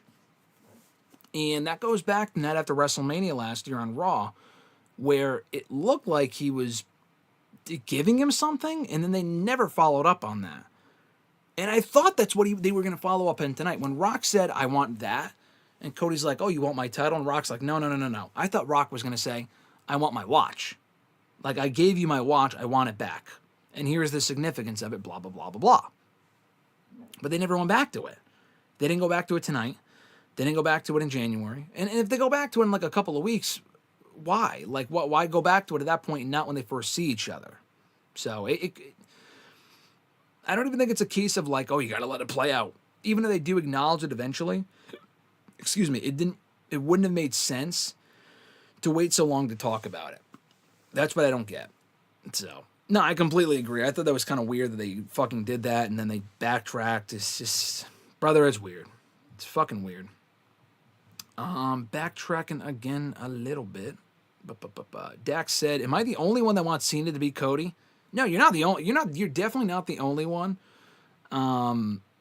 I don't want to see that. I do not want Cena to beat Cody, at least not now, and not at Mania. I think Cena winning the title of Mania, you're just wasting months of story. See, you have the entire year with John Cena. I think the first big moment that Cena should have on this retirement tour is winning his first singles match on pay-per-view since 2018 at Mania, and that should not be for a world title. I think Cena will be champion this year. I think he should be champion this year, world champion specifically. No, I don't think it's going to be the TNA championship. I've seen so many people actually discuss that as if it could actually happen. That is almost definitely not going to happen. I would be stunned. And I will apologize if it does.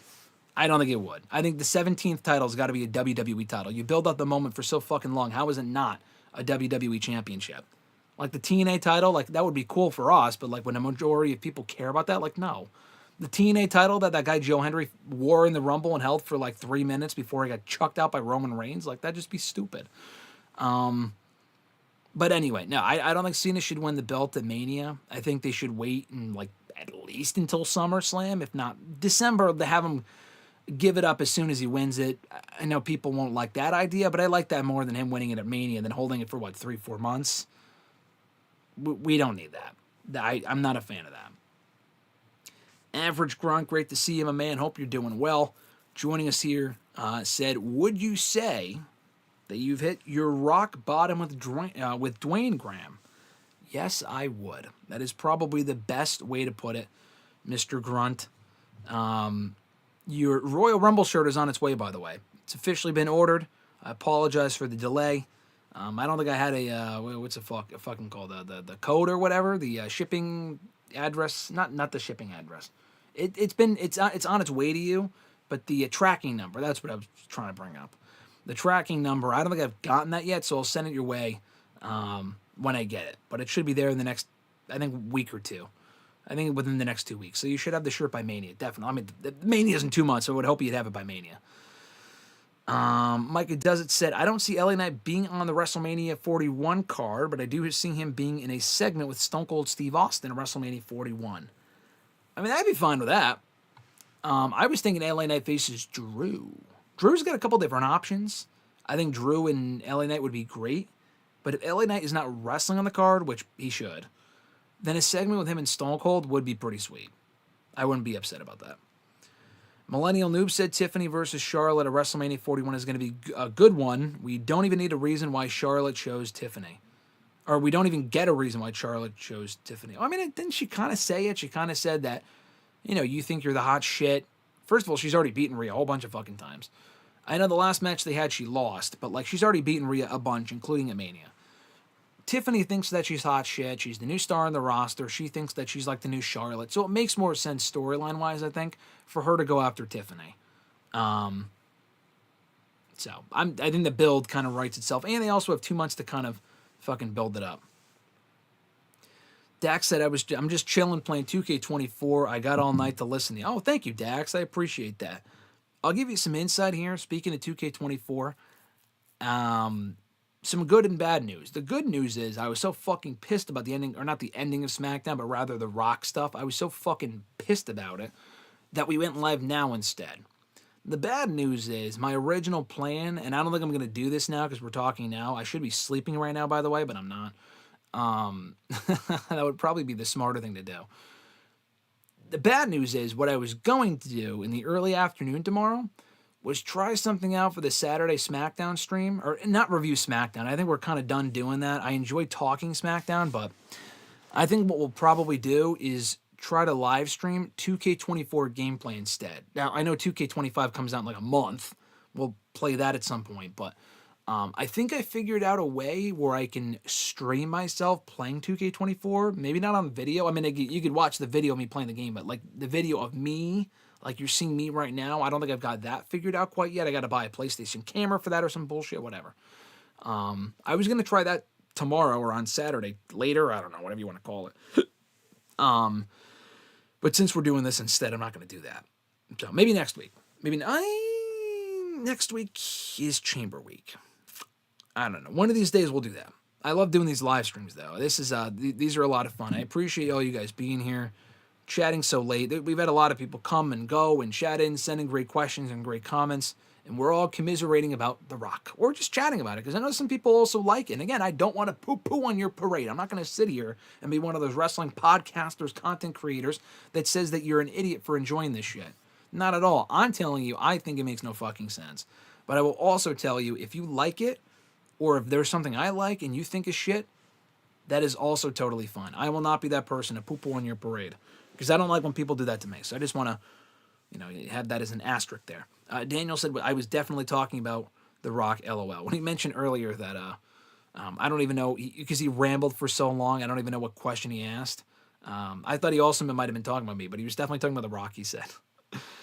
Millennial Noob said, I hope that Becky Lynch and Asuka come back before WrestleMania because Charlotte Flair can't come back and carry the women's division. Yeah, I think Becky will be back before Mania. Asuka, I'm not fucking, I'm not really entirely sure. I'm not entirely fucking convinced of that, but Becky, I'm kind of sure she will be back. To face Lyra, maybe? I don't know, but I'm hoping so. Asuka, we'll see. Charlotte Flair is not carrying the women's division. Charlotte Flair is great, but they have Tiffany now. Bianca's doing her thing. Naomi, Jade will be back soon to do her thing. Naomi's good. They have Rhea around. Roxanne, they just called up. Bayley. They don't need to rely on Charlotte to carry the division. She ain't carrying shit. She will play her role well, but she is not carrying shit.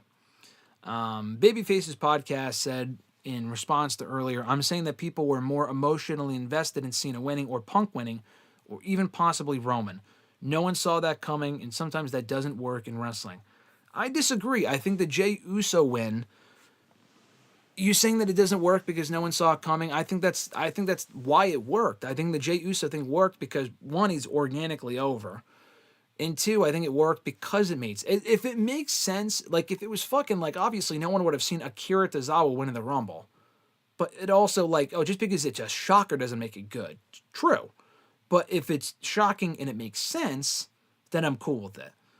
Punk winning, I wanted Punk to win, but Punk can face Cody at Mania by just winning the Chamber. Honestly, they can still get to that point. I mean, I don't know how they do that. With this Rock thing, I'm not really convinced. Maybe maybe Punk's the one who goes heel. Punk becoming corporate Punk is kind of weird, but I guess we've seen Stranger Things, which, by the way, I just started, and it's a good show. Roman, to say that I think people were more invested in Roman winning than Jey is just not true. Cena, I can see. I know there were a lot of people I talked to in Indianapolis when I was there that said they really wanted Cena to win. So that's fine. Roman, I disagree with, but Punk I get, Cena I get. I just think the Jey thing, he's not a main event guy. I know his name is main event Jey Uso, but it's going to make for a great WrestleMania moment, and people are really behind him. And you just listen to the crowds that night, listen to the crowds every single week since then. People do not give a fuck that Jey Uso is not a 5-star wrestler. Because he's not. But he's also very likable. He's improving on the mic. Personally, I can't complain too much about that. But again, it won't float everyone's boat, and that's totally fine. When he has a mediocre run as world champion, then we can talk. But in the meantime, I'm fine with what they're doing with Jey Uso personally right now. Dax said, I was at the Rumble too, he mentioned. The Rumble was a fun time. I'll be at WrestleMania. So for anyone that's here, new to the channel, coming in now, whatever, or it's not new to the channel, just joining in, whatever, I will be at WrestleMania. I will be there for The Rock stealing Cody's moment, or aligning with fucking Cody Rhodes or whatever it is, come Mania 41, so we can all watch it in person. But I will be there, and if you're going, be sure to let me know. Richie said, it's obvious that WWE has to build the company around Zoe Stark. Fire emoji. Richie with the right idea here. I mean, listen, maybe they've had 100 years to build a company around Zoe Stark. I know if John Rilton were here, he would appreciate that joke, saying that she's been around since the fucking Civil War or something, but he's not here, so it's not even worth making the joke. But anyway, Zoe Stark's a good wrestler. Babyface's podcast also said he's over in the audience, but there is a difference. Is there a difference from being live and over in the live crowds than what people view on TV?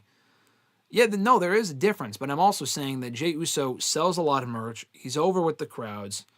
He definitely does numbers for their social medias and shit. I mean, at the meet and greets, he always sells out. So yeah, it would be one thing if people got good reactions, but then no one fucking bought their shit or went to go see them or watch them on the shows. Jey Uso is a draw in a lot of ways. He's a proven draw. In the same way that Cena is, no, but you can't always rely on people like Cena and Punk and Roman and stuff like that anyway. Jey Uso, at some point, he had to win something significant at some point. I know he was IC champion for a little while, but that was for like 6 weeks. And then after a while, they just moved on. I don't know if he had to win a world championship, because I just don't see him at that level personally. But at least, people want to see it, and it's going to make for a great moment at WrestleMania. So I know this is turning into a Jey Uso discourse, but that's just how I feel about that. Micah does it. Let's see. Let's backtrack a little bit. Let's see what Micah said. Triple H or Trippin' H. I don't know if you spelled that wrong or did that on purpose. He did say that he books for the company, not for himself. If he booked for himself, he wouldn't have a company to run. This is about Jey Uso. Yeah, that's true. He does book for what's best for business, and he's what people want to see. So it is what it is. At least Jey, again, at least it makes sense. It's not like someone's over. They just got over overnight, and they're capitalizing on it. Like, it's not like, oh, Joe Hendry's a popular wrestler, let's have him win the fucking Rumble. Like, that's ridiculous. But the Jey Uso one, to me, at least made sense. Richie said, maybe Rock Surrogate will be top dollar. Your thoughts, Graham? Hey, maybe. Top dollar. If he gets paid top dollar, then perhaps. We got the TNA partnership. That segment, by the way, that Top Dollar was in on TNA this week. I like Top Dollar, but they had, like, Noelle Foley out there with her fucking boyfriend. I'm sure the fact that he portrayed it, this was on Impact on Thursday at Full Sail. He portrayed it like he had all these big celebrities out there, and then they're not big celebrities. I guess that's the point, but it just made for a kind of the segment was way too long. I don't know why I mentioned that, but you mentioned Top Dollar, so that's what made me think of it.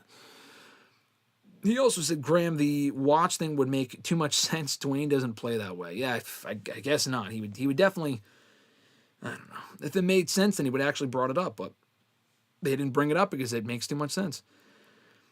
Babyface's podcast said, you're making all the right assumptions. I agree with you on all the plot holes and Rock rambling and the watch and the Dusty trailer thing at Bad Blood. It's all stupid, but I still want to see this alliance. That's fine.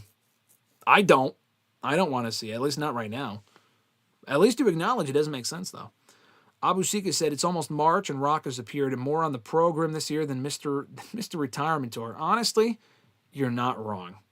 I can shit on Rock, but you're not wrong. We legitimately cannot see John Cena currently on WWE TV. He was at the Raw Netflix premiere, the Rumble, the press conference, which was the Rumble, basically. Same night, same place. And he'll be at Elimination Chamber. Rock has now appeared on Raw, NXT, and SmackDown. He's doing all the brands, baby. And he'll be at the pay-per-view next Saturday, so he's making towns. Abu Sika said it's almost March and Rock has appeared. Oh, no, I'm sorry. I just read that one. I don't know. It's late. Mike has said, isn't Drew in the chamber? Drew might win the chamber as representing The Rock. Yeah, it's possible. I don't think it's going to happen, but I could see it. If Drew goes on to face Cody at WrestleMania, then why the fuck would they have him lose to Jimmy Uso on SmackDown? That was another thing, by the way. I didn't mention that earlier. That, to me, was just stupid. I know Jimmy Uso is he's getting better reactions now. When he was a heel, no one gave a fuck about the guy. When he was the lackey for the Bloodline, no one gave a shit about him. And that match at Mania last year sucked. I don't care what you say, it sucked. I think they're building to Jimmy Uso winning the United States Championship at WrestleMania. I'm sorry, that's just... I could not give two shits about Shinsuke Nakamura in 2025, no less, versus Jimmy fucking Uso. That sounds awful. Anything Nakamura's involved in at this point is just, I don't... Like, the repackaging has been cool, but his U.S. title run has been awful. And Jimmy Uso is not the fucking answer. Like, at a time where you have LA Knight, who's really, really over, you have Andrade on the roster, Carmelo Hayes, among others on that show, Damian Priest, Aleister Black could be back at any moment. You put the belt on Jimmy fucking Uso for what? Just because they're putting the world title on Jay? That I can understand. The United States Championship on Jimmy, I'm sorry, that does not make sense. That's just fucking ridiculous. Micah Does It said, everyone is picking Cena and Punk to win the Chamber. Triple H might swerve and go with Drew. He could. It's definitely not impossible. Logan Paul is not winning. We can at least confirm that much. Scott Gotta said, I'd like to see Cena have to win the King of the Ring to get a shot. I like that. That I like. Because, we've never seen Cena as King of the Ring before, and that would automatically earn him a shot at the World Championship at SummerSlam. So that is possible. Average Grunt gave 2 thumbs up a little bit earlier on. Dylan said, I agree, Cena shouldn't win at Mania and go through the struggle to get that elusive 17th title. I agree. I would have him win. So here's the thing. I would not have him go to Mania for a championship, just to confirm. I would have Cena go to Mania for a match with like a Drew or a Logan Paul and win. I would have him win that. I would not have him win the belt at Mania. If he faces for the belt, he should fucking lose. If he faces someone else like a Drew or a Logan or whoever, he should win. And then build to get that 17th title. Jose Martinez joining us in the chat. Great to see you, sir. Thank you for joining us. He said, hey, bro, what happened with The Rock tonight? I did not watch SmackDown. So I saw your chat from afar a moment ago. Obviously, I know we're talking about The Rock here, but for whatever reason, I thought you said what happened with The Rock tonight, R-A-C-K, and I was going to give you a very different answer, and I'm sure someone else would have given you a different answer, but that's not what you said. It's also, let me remind you guys, 2 o'clock in the morning. We've been on here since 12:30 because I just felt like coming on here and ranting.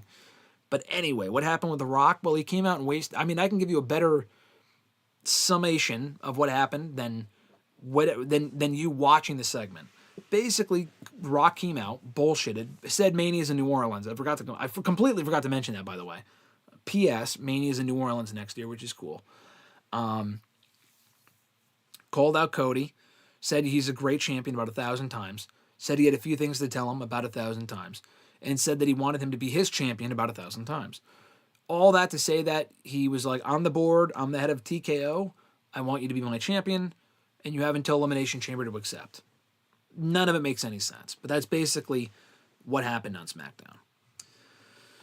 Rashad Sims in the chat, thank you for joining us, and thank you for writing in. He said, I'm a fan of The Rock, but this was cringy of all that hype just to say next year's Mania will be held in New Orleans, shake my head, and to have Cody be a corporate champ, seriously. I'm right there with you. I thought the handling of the segment was fucking weird. The Mania announcement was obvious. At least he didn't just come out and do that and leave. That would have just been ridiculous. That would have been, at least this served something of a purpose. I just think it's awful.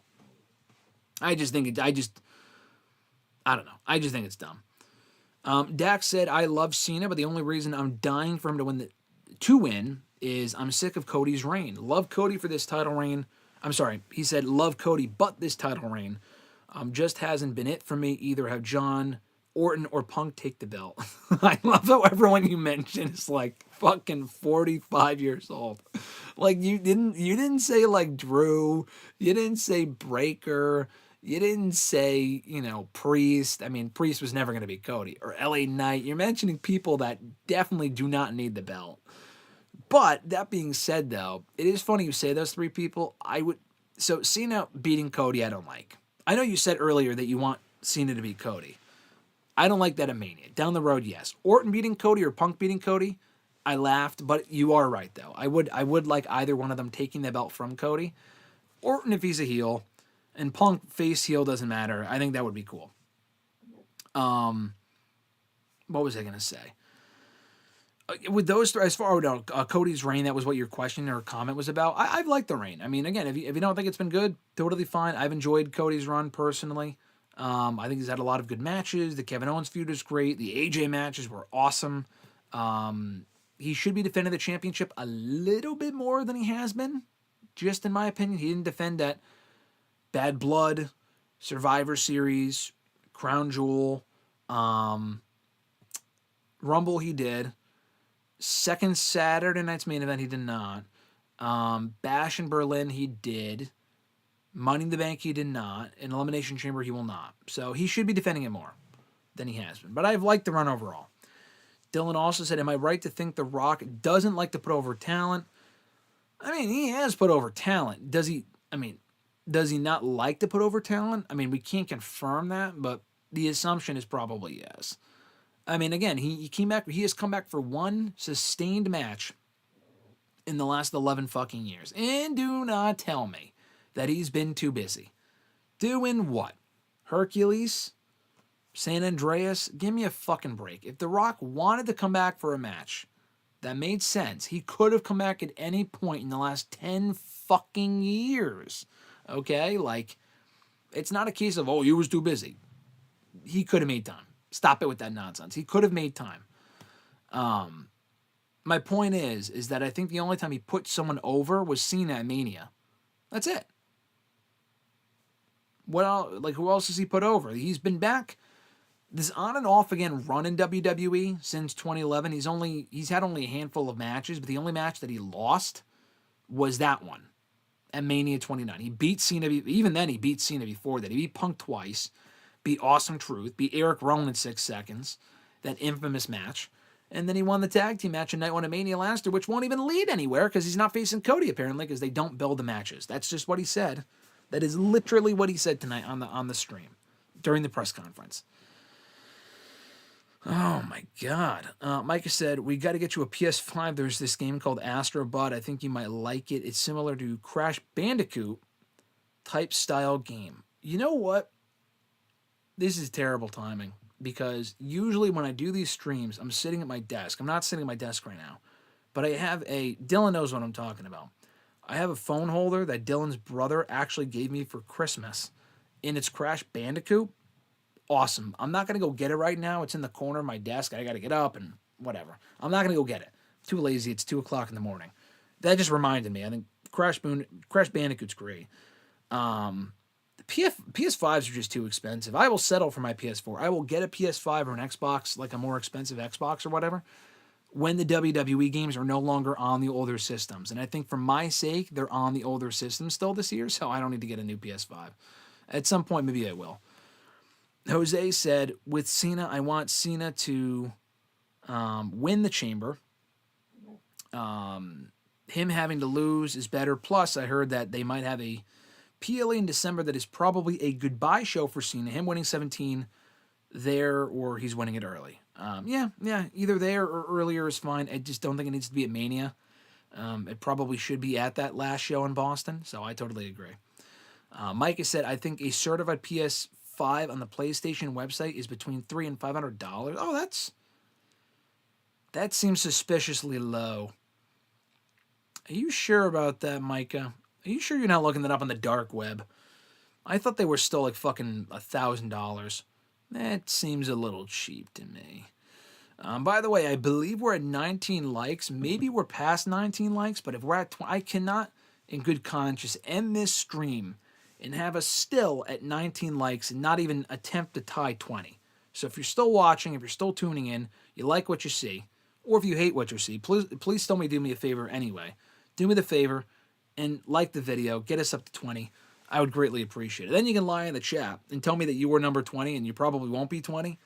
And I'll either tell you, why didn't you already like the video before now? Or second of all, I'll tell you, thanks a lot for being number 20.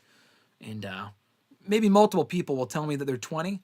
And then we'll have an issue. And I'm like, okay, which one of you is lying? Abu Sika said, it's weird. Rock seems to not want to put people low. I think we're at 20 now, by the way, so thank you so much for that. Now you guys can all lie and say that you were 20, and then someone's inevitably going to lie, and it is what it is, but I appreciate it anyway, as long as we're there. It is weird that Rock seems to not want to put people over, Abu Sika said. These days, meanwhile, for a guy that was as over as he was, he actually got pinned quite a bit. Yeah, back in the day he did. Nowadays he doesn't. I think just once Rock started, pardon me for the analogy here, the gross analogy. I think once Rock started to like the smell of his own farts, that as crude as that is, I just feel like that's an apt comparison. Once he started to like the smell of his own farts, that was when he was like, okay, I don't want to be made to look weak in my movies or my matches or my commercials on my social media. Like, literally, I feel like that's his mindset. So that's why he just doesn't want to put as many people over. It's weird. I don't know. I just feel like that's this is not the same Dwayne Johnson where he was a lot more giving, let's say, 20 years ago. Not the same Dwayne Johnson at all. Daniel Malcolm said in the chat, we got to back up a little bit. We'll be in Vegas as of now during Mania weekend. Let's go. Daniel, I think you were at the Rumble. I think you were the one where you said you were at the Rumble. I missed you. We're connected on Instagram now, so if you are going to Mania in Vegas, if anyone's going to Mania, please, please, please let me know. Find me on Twitter, at WrestleRant. Hit me up. Legitimately, I will come to you. I will find you. I will not find you in your hotel. That's fucking weird. But if you tell me where you are at any given time, at an event or something, I have literally walked miles to meet people. Like, I am not exaggerating. I knew someone through Twitter. Shout out to Jeff, great dude from Twitter. Known him for about 14 years. At this point, 13 years. When I went to SummerSlam in Cleveland, he was at like a book signing or something. I walked a long fucking way. Many miles just to go meet this guy that I had never met before in person, but had been friends with through Twitter for about 14 years. And it was well worth it. I feel like that stuff is what makes the weekends for me. The wrestling stuff is cool, but like getting to meet new people, whether we already know each other or not, and the wrestling fans that are like normal, which is pretty much everyone watching right now. Daniel, I don't know if you're one of the normal ones. I'm just kidding. But those people are always worth going out of my way to meet. So please, let me know if you're there. I will definitely love to meet anyone that is in Vegas for Mania weekend. But Dax Toretto said, my favorite moment of the Rumble was seeing Alexa Bliss return. She's my favorite women's wrestler for quote-unquote many reasons. Listen, Dax, I can imagine what those reasons are, and you're probably, none of those reasons, A through Z, are probably wrong. Let's just put it that way. Alexa Bliss's return to the Rumble was great, though. This is Wrestle Ranked After Dark, so if you want to list those reasons in the chat for people that are here, go right ahead. Don't scare anyone. Don't be weird. But after we pass 2 o'clock in the morning on the East Coast, I guess there is a certain threshold where it's like, all right, this is Wrestle Rain After Dark. We can go uncensored here. I'm just kidding. Or am I? But fun fact for you, Alexa Bliss, before she debuted in NXT, she debuted in NXT on TV in 2014. In 2013, I think I had seen a picture of her, I don't know, I mean, when she was in WWE at this point. I don't know if I saw her on through like one of the wrestling news websites or the dirt sheets or whatever. I had the biggest crush on her at that point. I mean, I still somewhat do, but especially back, like this was 12 years ago whenever I had first seen her in NXT. Alexa Bliss is a very pretty woman. She's gorgeous. But anyway, Abu Sika said, Jay is about to rival Cena in terms of shirts in every color, LOL. And he's going to sell out every fucking one. Daniel Malcolm said, people keep mentioning Rock and Roman not happening last year because of Cody, but what about 39 in Hollywood when it was allegedly set in stone that Rock and Brass wanted to put their pencils down? Brother, I'm glad you brought that up because I still don't get why they didn't do the match. Put our pencils down? The best part about that was what did Rock say? We need to come up with something exciting for the match, something that's never been done before. We need to come up with something that's so fucking unprecedented for the first Rock and Roman match. Okay? So what did they do for the build to WrestleMania 40? Cody wins the Rumble. Rock returns anyway. And he just takes Cody's spot. So that is what they put their pencils down for the year before and then came back to because it was such a brilliant idea for WrestleMania 40. And it was so, in fact, astronomically fucking awful that they had to actually pivot instead, which he also took credit for. Whatever.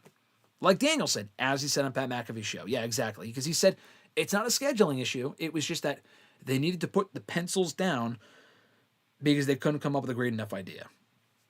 Brother, I just don't get it. Babyface's podcast said, yeah, I agree. I definitely think they capitalized and gave him the title and sell shirts and the glasses. It's money. Good discussion, my man. He's talking about Jey Uso. Yes, a good discussion always. Listen, and it's. I mean, Austin's a normal dude. He's a good dude. Babyface's podcast, that is. It is indeed possible to have a cordial conversation about wrestling, anything really, and not be shitting on the other person. I know that sounds unprecedented. I know that sounds ridiculous, but it is possible to do it. And I think we've just accomplished that. That might be a first.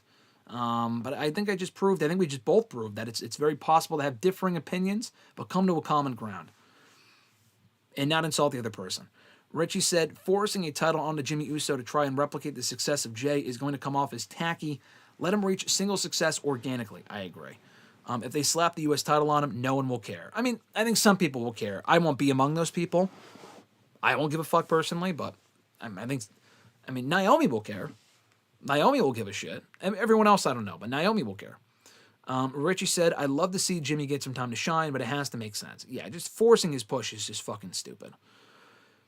Micah said, currently playing Call of Duty Black Ops 1, nostalgia, he said, on my Xbox One. Why is this so hard for me to say? Xbox One S. Ah, nice. I think I played Call of Duty. My older brother had Call of Duty and Xbox. Is that Modern Warfare? Isn't that the same thing? Isn't Modern Warfare one of the games? I don't know. I played that a little bit. Maybe about 15 years ago. I haven't played it since. But it was fun. I'm not a big shooter game guy, but I used to play that on my brother's Xbox and had a good time. So I would love to know. Hit me up in the chat now. If you're still watching, if you're still joining, let me know what you're up to. If it's appropriate, please let me. Only if it's appropriate. But if you're playing a game, let me know what you're up to. I'm kind of curious what you guys are doing at 2:18 in the morning, aside from listening to me fucking ramble. And we will wrap this up soon because there is such a thing called sleep. I think we should all be sleeping right now, but we all, it's very rare that we have a late Friday night stream. Maybe, you know what, honestly, maybe this is our Saturday stream where we just go live at midnight on Saturdays. Also, let me know if that's something you'd be interested in, where we just go late Wrestler Rant After Dark on Fridays, that Fridays on midnight. Would that be something you guys want to see? We could do more often, I don't know. You're ranting about God knows what. Richie said, too long, didn't read. The Rock wasted almost an hour of everyone's time to say he's not wrestling. Yeah, exactly. Richie responded to Mike. Daniel said, gave Cody a hug and a kiss and then caressed his face and neck. What? What are you talking about? What story are we telling here? Oh, God. Do I want to know? You talking about what we saw on SmackDown? Hopefully that's not what we saw on SmackDown. Fernando said, what's up? I'm sorry I'm late. Fernando, thanks for joining us. You're never too late. Even if you join in the last couple minutes, I will always, if you shoot me a comment in the chat, I will always chat you out. I will always shout out your chat. So, Fernando, great to see you. Fernando's a great dude, so thank you for joining us, my man. Hope you're doing well. Fernando also said, if Cena wins the Chamber, Cody is turning heel and joining The Rock as his champion. I know you're late. A lot of other people said the same thing. I think it's premature. I'll save you the rant. Just go back and listen to my rant from earlier. I think it's too soon for that. I would not do that. If you want to see it, great. I don't. I think it's too soon. I would not personally do that. Reggie said The Rock versus Eric Rowan. What is it? 6 stars? 6.5 stars. That's too little. That's not fair. It deserves at least 7 or 8. Jose said, at this point, we probably won't get a Cody versus Rock. Also, are they ever going to reveal what he gave Cody? No. Are we getting Cody versus Rock? No, because Rock literally told us during the fucking press conference tonight that they don't build the matches. He literally said, we can tell stories without having culminate in matches.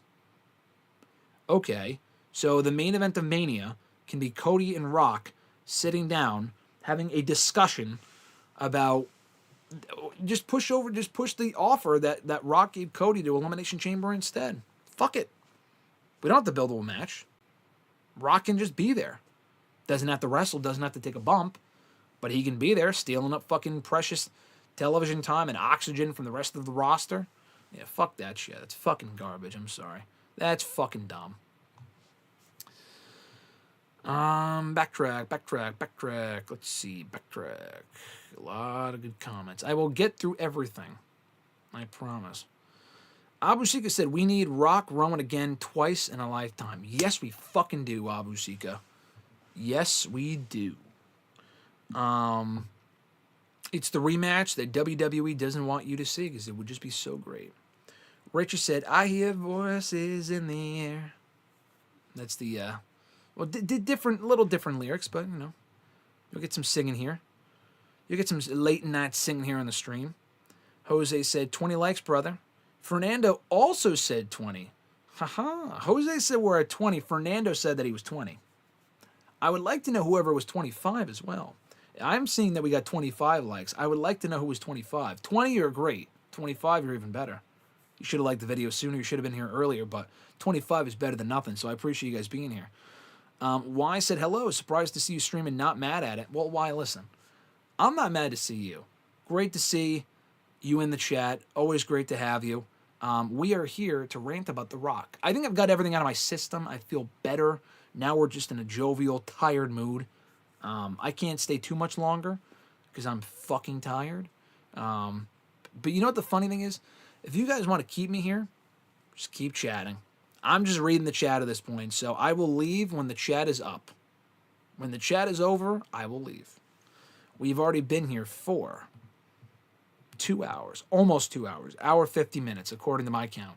And I will be here till the cows call, the cows come home. Isn't that what the expression is?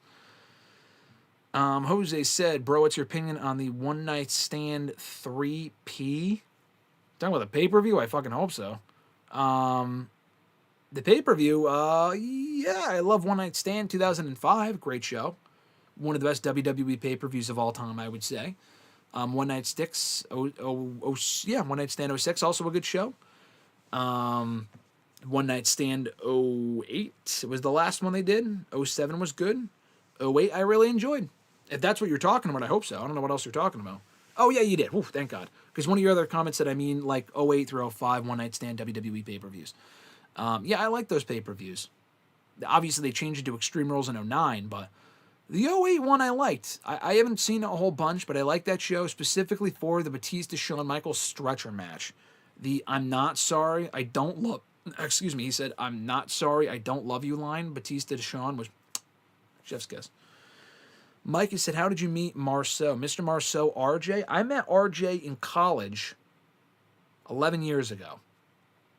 I was doing a Wrestle Rant Radio, obviously the show that we do every Thursday here on the streams. I've been doing the show since late 2013. When I first got to college, I inquired about doing my own wrestling show on the college radio station, to which they, for some reason, said yes. And I flew solo. You can listen to all those early episodes of the show here on the channel. I have all the episodes from Wrestle Rant Radio. If you go to Wrestle Rant Radio, full episodes here on the channel. The first from late 2013, when I started doing it, from that point through late 2015, like the first 2 years, I have every episode. I mean, you can also listen to them on Apple Podcasts. They're all there as well. But I'm saying here on the channel, they're also available. So anyway, I was doing the show by myself, and I came across him in the... I didn't come across him, but a friend of his, who was one of his roommates at that point, was in one of my classes that I was doing a wrestling project on, and I did a lot of wrestling projects in almost every fucking class in college, which I aced every single one, by the way. Every wrestling project I've ever done, I have gotten a great grade in pretty much every single one, except for a blog post I had to do for one of the classes freshman year that I got a D on for some reason, despite the fact I wrote about the Usos for some reason. Fuck that guy, by the way. But anyway, so I was writing about wrestling, and this kid that was in that class came up to me and said, oh, my roommate is a big wrestling fan. I would love for you to meet him. I said, okay, cool. So I went to the dining hall the next day, not for that reason. I was just there to eat. And he goes, oh, come on over here. And he was like, oh, this is my friend, RJ. He's a big wrestling fan. We kept our conversation in like fucking 30 seconds. We had really nothing to say to each other.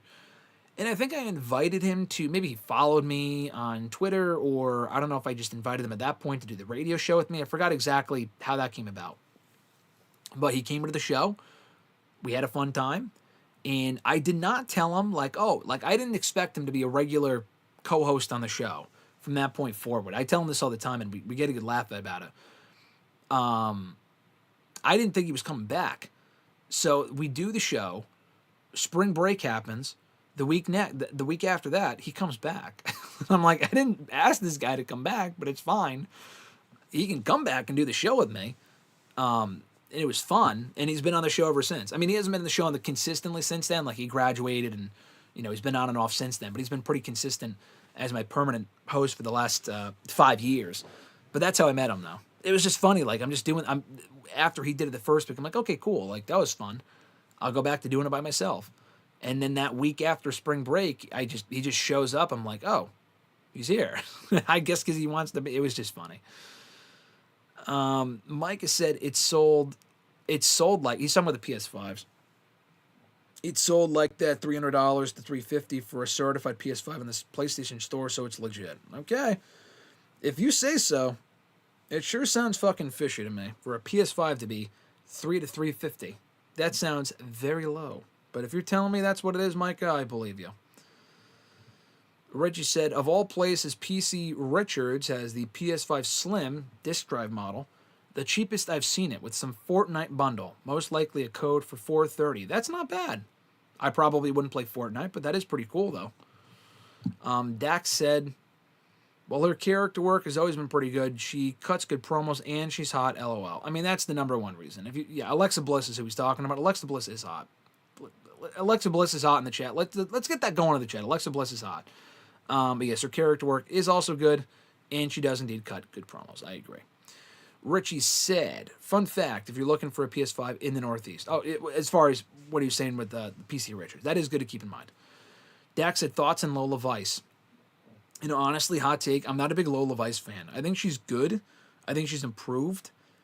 The whole, I'm not, she is a pretty woman. I'm not saying she's not. But I think she hasn't been on TV a whole lot lately, but she shakes, it bothers me to no end.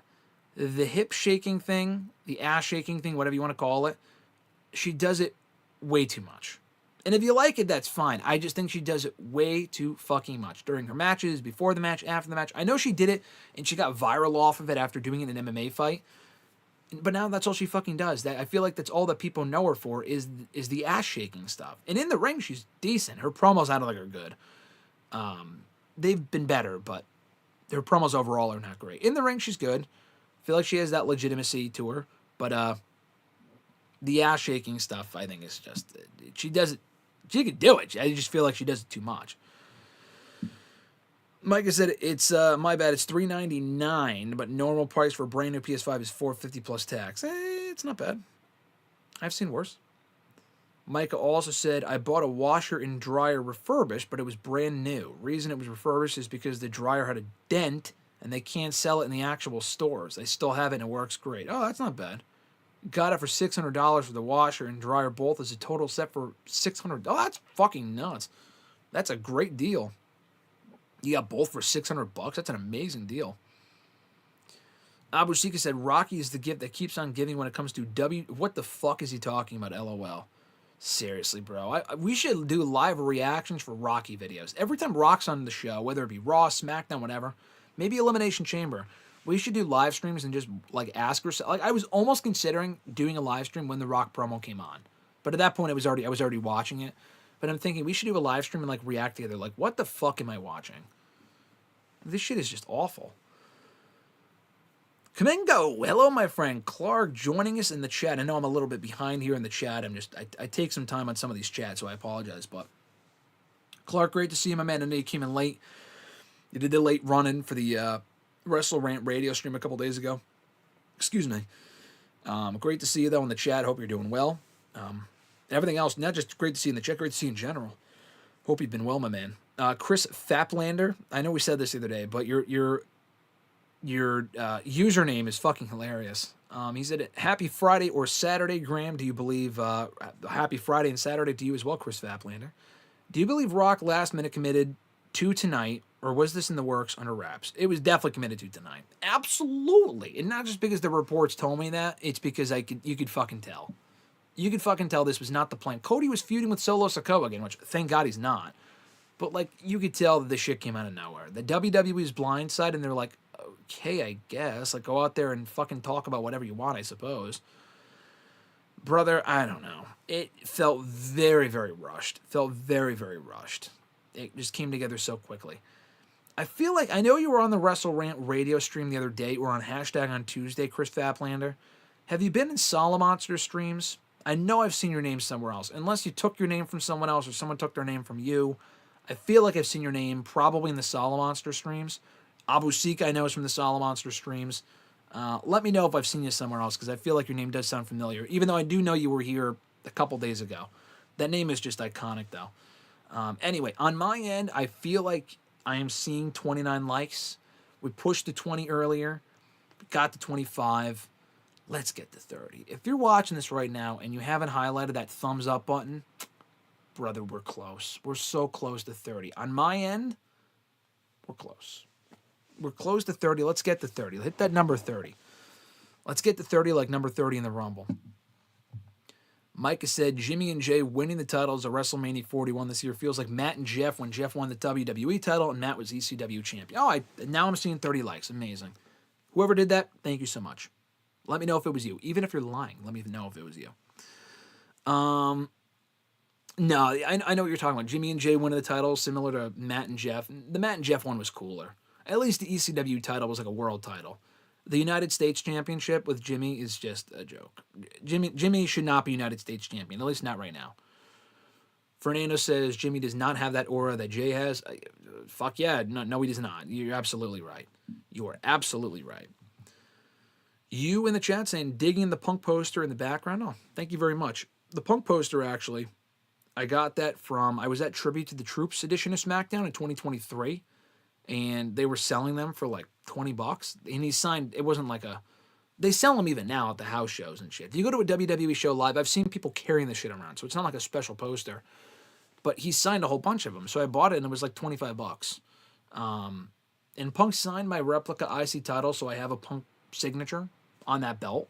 So it's not like I haven't met him before, I don't have a signature. But, you know, I saw that. I thought the poster was cool. I'm a big Punk fan, so I thought, you know what, fuck, why not? So, there it is. You can see that right in the background. Mikey said, I prefer this stream because I missed the morning stream on Saturday nights. We're on Saturdays. All right, that's good to know. Definitely, it's good to know. Fernando also said, I'm definitely down to do this every Friday. Hey, it's possible. If we get enough support for something, I will do it. If the people, fuck The Rock. The Rock calls himself the people's champion. Fuck that. We are the real people's champion here, okay? If you let me know that you want to see me stream something or stream at a certain day/time, if I can make it work, I will try to make it work.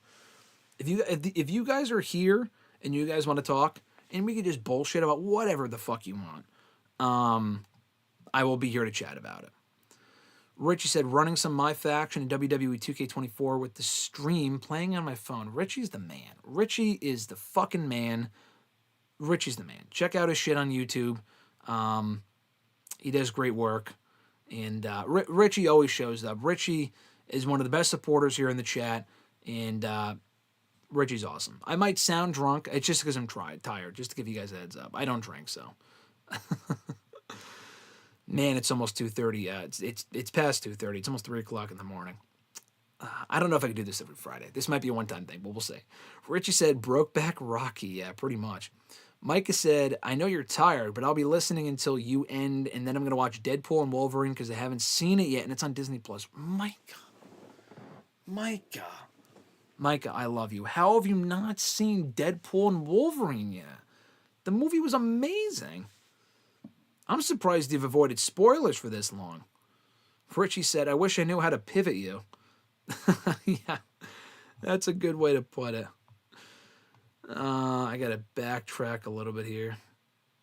Oh my God, we got so many chats. I got a lot of chats. Again, like I said, guys, if I'm behind in the chats, it's because I'm talking for too long. I apologize. I will get to all of them.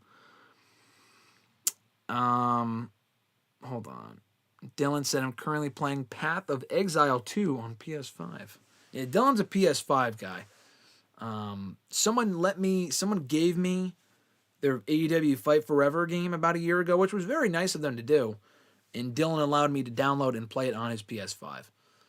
Speaking of 5, Dylan said, I've seen Deadpool and Wolverine 5 times, LOL. The first time I saw it was with Dylan, actually.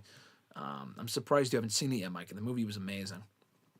Abu Shika said, Graham, you didn't see that? You didn't see that? Rock gave Cody a hug and a kiss on the cheek in the beginning.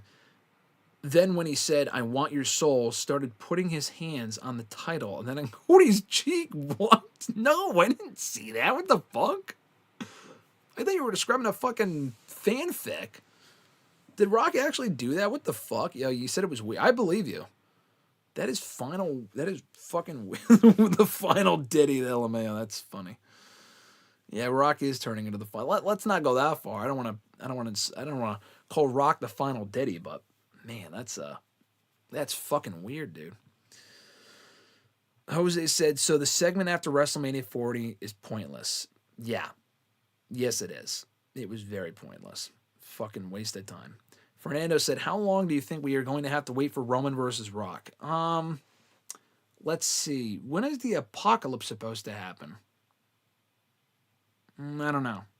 Maybe when I would say when GTA 5 comes out, but it actually is coming out this year, so that's not really, you can't make that joke anymore. What would replace that as far as like, I don't know. I honestly, it's too late for me to make a joke, but it's going to be a long time. Let's put it that way. Varna Isra, thank you. I definitely mispronounced your name. I apologize. But thank you for joining us, though. You said Cody heel turn to Mania. A lot of people saying that. I don't agree, but it could happen.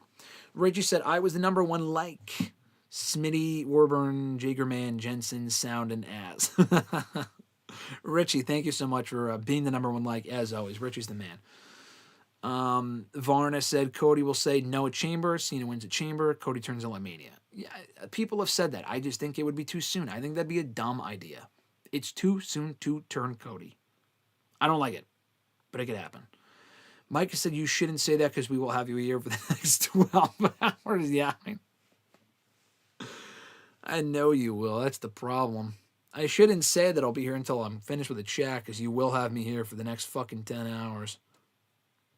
I'm too much of a man of the people because I'm not just going to end the stream without finishing the chats. That's the problem. I have to finish this story. I'm too loyal to them. I'm just a fucking victim of the people, I guess. Mamadou, first of all, great to see you. Thanks for joining us. Hope you're doing well. I always laugh when Rock pulls out the Terramana because when he rambles, it's like, how many of those have you had, my guy? Exactly. Seriously. It feels like half the time it's like he's had way too many of those and then he's out there cutting these meandering promos. I'm thinking, brother, you definitely drank a little too much. Dax said, I'd also be cool Jika Fatu beating Cody for the belt. Me too. I don't think it's going to happen, but I'd be down for that. Dylan said, what's better than 24? 25. Absolutely. Dylan knows. Mamadou said, Rock loves mentioning that him and Cody are drinking buddies. Said it at SmackDown and said it at the press conference, LOL. Yes, he did. He brought it up a lot. He basically threatened him on SmackDown, and then during the press conference, he said, oh yeah, then we went to the back. First of all, he loved the segment Cody did, and then we drank. Rock, you're killing me. You're killing me, Dwayne. Fernando said, I love The Rock, but I'm sick of him putting Mania plans up in the air the way that he does year after year. This is what I'm saying. This is what I'm talking about. The man has no fucking wherewithal. He has no self-awareness. He doesn't care. If it benefits The Rock, he will be there to benefit himself. That's it. That's it.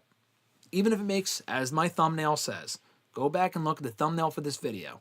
Even if it makes, let's all say it together now. Even if it makes absolutely no fucking sense. Kamingo, Clark said, I met RJ in college 11 years ago, brother. And he said, brother, I just feel old hearing that. Yeah, Clark knows. Clark is a Wrestle Rant Radio alum. He has been on the show. I've known Clark even before he was on the show. But Clark, I've known you more than 11 years. That's fucking crazy. Yeah, so I don't know. It's 11 years. I am old just listening to that.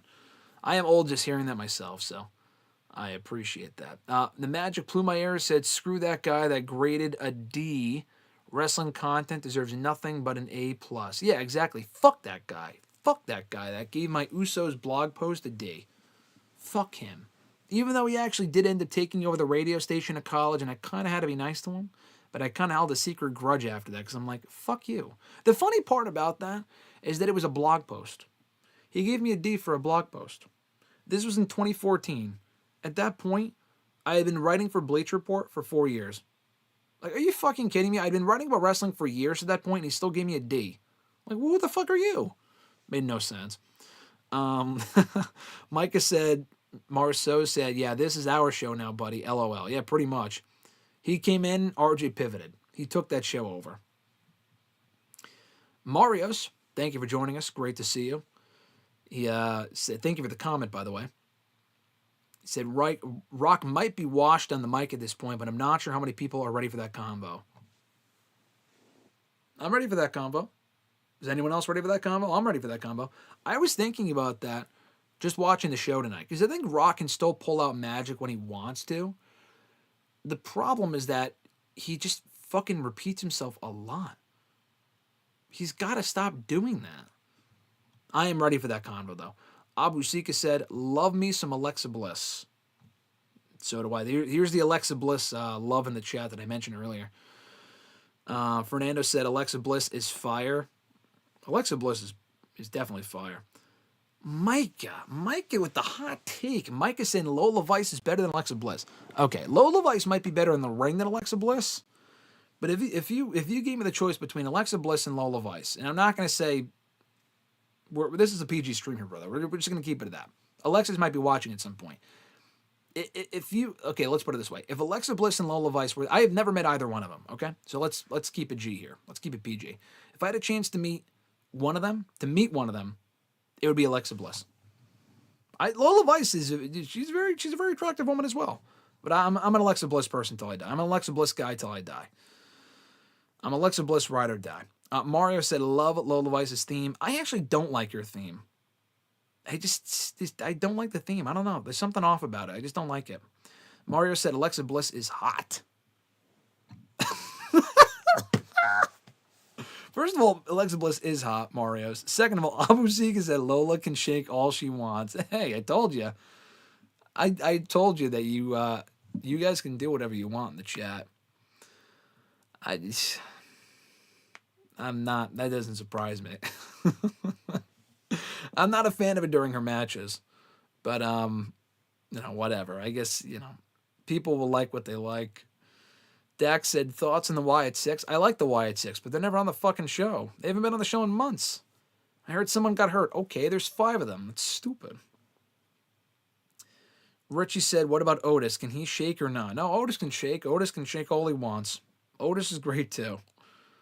Fernando said, who does a better Harley Quinn, Alexa Bliss or Liv Morgan? Alexa Bliss. Alexa Bliss. Liv Morgan's a good Harley Quinn, too. Definitely Alexa Bliss, though, in my opinion. Abu Sika said, when Cody says no to The Rock, I can't wait for Veer to step up as the corporate hero. Me either. Don't tell that to RJ. RJ will get fucking pissed. He is not a Veer fan. But I'm ready for a Veer. I'm a Veer fan. I'm ready for that Veer running. And I'm reading Clark's comment. He talked about it running. I'll get to his comment in a second. But Abu Sika is talking about, Veer is going to come in and step up to the corporate hero. Veer is the one that we need to take over this company as the new WWE champion. But Clark had mentioned, I love a good old run-in. Dude, I'm good. I was laid off from my TV station. I'm sorry to hear that. Last month, but I was offered a role at a station in my hometown. So I'm headed back home, and it's all looking up, brother. Oh, that's good to hear. That's very cool. Congrats, brother. Glad things are looking up. Very cool. Everything happens for a reason. I'm a big proponent of everything happening for a reason. That sounds like fate, so no place like home. Isn't that what the expression is? Very cool. Fernando said, as long as The Rock is trying to snatch souls, how about giving Ava one for She can do her job better in NXT. LOL. Yeah, we need more Ava slander. I'm sure she's a very nice person, but we've talked about this before. Ava as a GM on TV is fucking awful. She sucks. She ain't good. Verna with a thumbs up. Crip said, Chris Faplander said, I was dirty. In quotes, probably not. That's really funny. I am number 30, Wink. Number 30 is, well, Fernando said he was 30. Yeah, that's totally fine. Faplander is crazy. I've been on both Solid Monster streams and JD streams. Okay. I knew your name had sounded familiar. I don't watch JD streams, so it was definitely from Solid Monster stream that I had seen your name. Well, thank you for coming on over. I'm sure Solid Monster's done streaming by now, and he's got Fridays on lock. I'm not a Friday night stream guy. I probably will never do another Friday night stream again. Maybe we will in the future. If I have something to bitch about, I probably will. But, JD, Solid Monster, a lot of people you guys can watch after SmackDown's over. But you came here. I mean, those people are probably done by now. I started late. But I appreciate you guys being here regardless. Don't get used to it, though. I probably won't be here on most Friday nights. Let's put it that way. Abu Shika said, was Punk nice in person? He was with me. The funny thing is, he was really cool with me. One of the coolest wrestling experiences I've ever had was meeting him. Because I'm a big Punk fan. I'm a big Punk fan, always have been. It met my expectations and then some. Like I told him, I came all the way from Connecticut to Chicago just to meet him, which he was really happy. Like he thought that was crazy. I told him, and I have the picture on my phone. I'd have to look for it. I have a picture on my phone of every degree that I've gotten, like my high school diploma, my bachelor's degree, and my master's degree, over the course of a couple of years, obviously. Every time I got a new degree from school, like each of those degrees, I put it in my fridge. Now, that sounds stupid, but why would I do that? Obviously, anyone who followed Punk in 2011 knows that Punk, when he won the WWE Championship, for whatever reason, after he won it that night, he put it in his fridge, and he took a picture and he put it on Twitter. So I always thought that was the coolest / dumbest thing. So I did that with my high school diploma. And then I did it again with my college diploma, because I'm thinking we'll make this a bit. And then when I graduated with my master's a couple of years after that, I put that in the fridge too. So I took 3 different pictures each time and put them all in one picture and showed it to him when I met him. I thought it was the coolest fucking thing. And he was really nice. And he always, like, he had great eye contact the entire time. He listened to what I had to say. I was nervous as fuck, but I was so happy after it was over. He signed my belt. We got a picture. You know what, actually? Hold on. I have the picture right here. Love this picture. I love that picture so much. I made it into a mouse pad. You can see it right there. Alexis, obviously, with the AEW shirt. Me with the belt and CM Punk. So, love that picture. And he was awesome.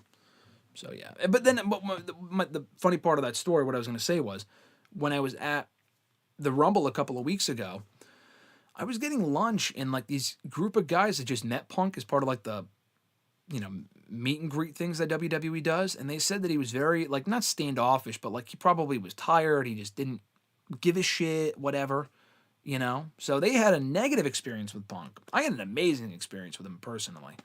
So, I don't know. It depends on the day.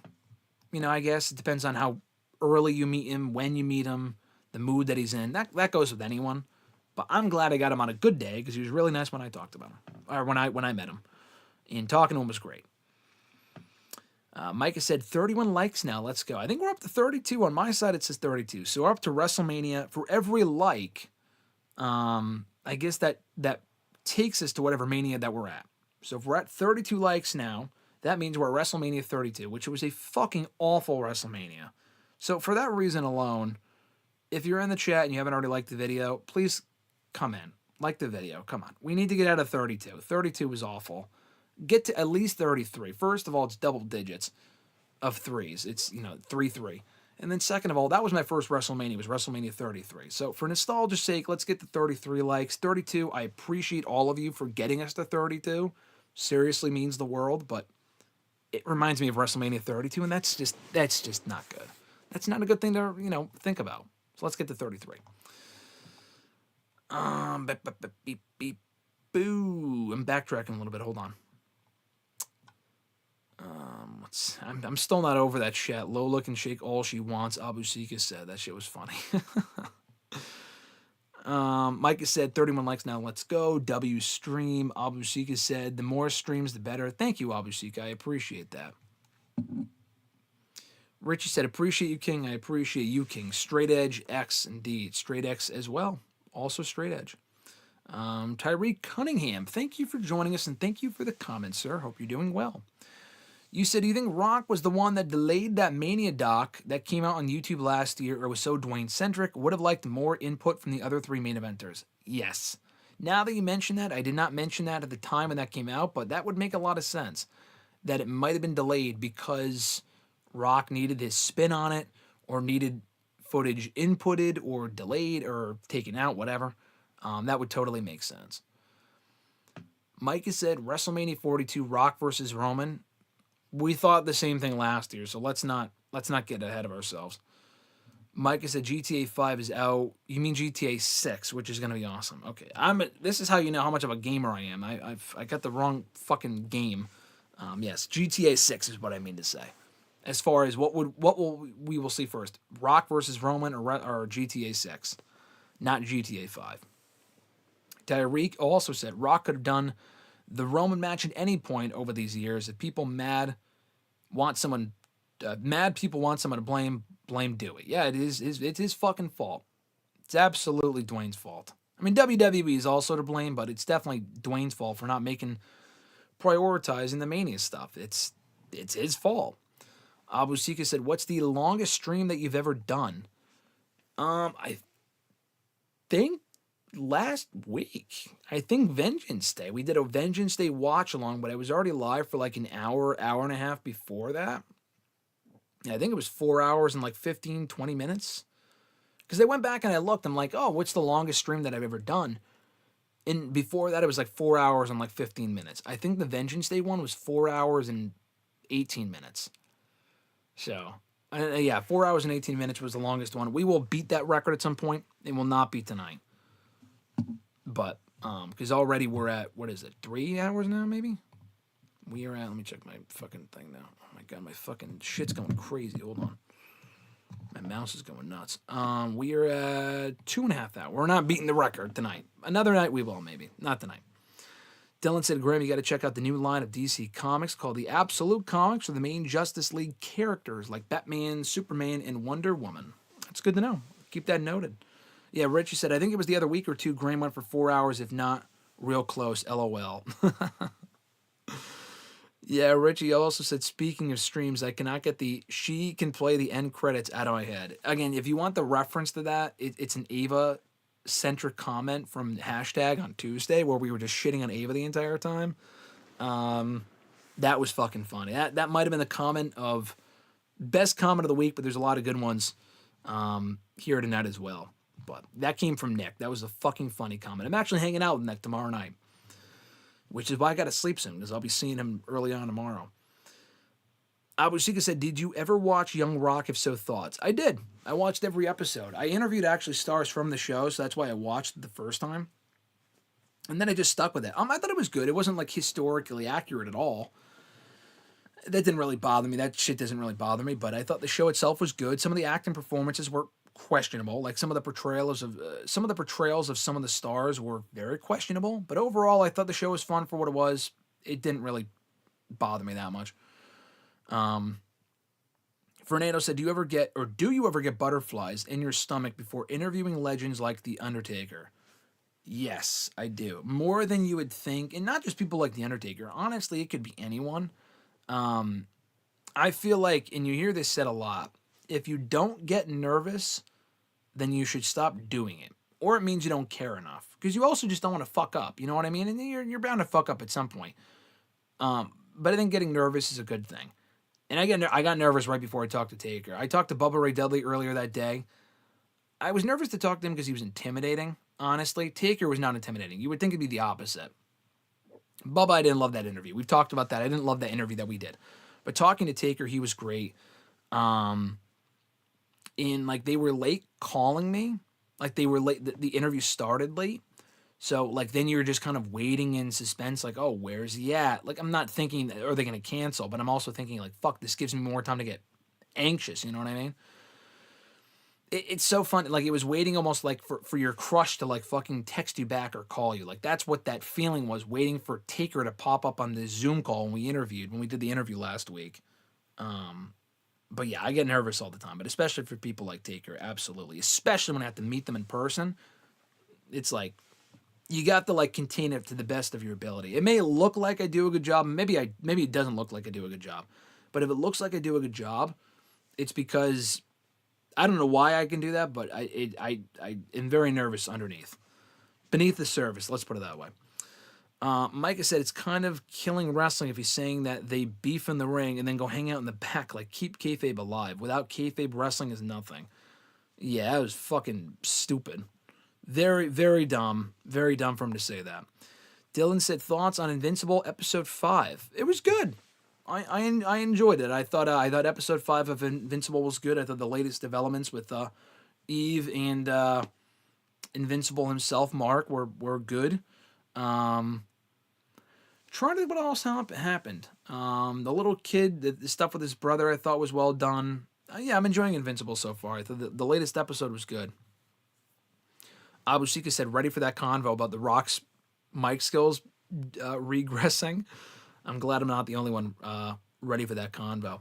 Freak like Navit, right? Rather, that's what I meant to say. I apologize. Again, I'm mispronouncing here. It's very late. I'm sorry. But great to see you in the chat, sir. Hope you're doing well. You've chatted in before, so anyway, if you've chatted in before and I recognize your name, I know who you guys are. So again, like I said, hope you guys are doing well. He said, I'm ready for the Rock convo as well. Mike has said, brother, I'm talking about assets in all caps. He said, Lola Vice over Alexa Bliss. Okay, yeah, I can understand that. And you won't get any argument out of me on that front, I suppose. Fernando said, sadly, The Rock is becoming the old lame guy who still thinks he's cool. The longer this goes on, the more, the greater vibe of that I get. I agree. Freak also said, Alexa Bliss is hot. I miss that girl. She is hot. Freak said, yes, Lola can shake. The more, the better. But I guess that's why they call me Freak. I was going to say, you're living up to the name. That certainly makes sense. Now we're up to 34 likes, by the way. I appreciate that. So now we're up to WrestleMania 34, which wasn't great, but at least it was better than WrestleMania 32. 40 likes would be ideal, but I know that's a while away. But 34 likes is great. Thank you guys so much for supporting. It means a lot. Dax said Alexa is 100, or not 100. You said 10 times hotter than Liv will ever be on every scale. That's a bold take. I mean, I'm not disagreeing with you. I'm more of an Alexa Bliss guy than a Liv Morgan guy. But if you're a Liv Morgan guy, whatever floats your boat. Alexa Bliss, I will say, I think is hotter than Liv Morgan, but again, everyone's opinion will differ. Freak said, do you think there is any sort of disconnect or power struggle between The Rock and Triple H behind the scenes? Yes, I do. I feel like there's certain things that Rock wants to do that Triple H is like, no. And then Triple H probably wants to go in a certain direction, and Rock's like, that doesn't work for me, brother. It's probably not like awful, but it's probably not ideal either. So yes, I do think on the very slightest scale, there is a power disconnect between the two. Freak also said, Ava had a funny tweet tonight saying soul is crazy. Yeah. I mean, she acts like she doesn't have a soul in a lot of those segments on NXT. Those performances that she gives, it's not great. Micah said, Liv Morgan over Alexa Bliss, the shorts alone. Oof, okay. Mike is more of a Liv Morgan girl. He said, wow, GSM master's degree, that's awesome. PhD next. Thanks, I appreciate that. PhD next? Hey, you never know. Then you'll have to call me. You're gonna have to call me Dr. GSM on these streams, by the way. So that's up to you guys. If you guys want to call me doctor, then sure. But if not, it's not a conversation that we're willing to have. We can't be getting that PhD, I guess. Abushika said, glad to hear Punk was nice. He was very nice. Dax said, I was at the live event that a kid spanked Alexa. I don't know if that's something to brag about or not. LOL. It's certainly not something for that kid to brag about. I mean, if it's a kid, they're probably not going to get in trouble. I mean, how old is this kid that we're talking about? First of all, he's probably, do not sexually assault women. Let's just put it that way. Kid or not, do not touch women. But, I'm sure that kid had a lot to talk about when he got to school on Monday, but he should not have done that. It will not age well in the future. Let's put it that way.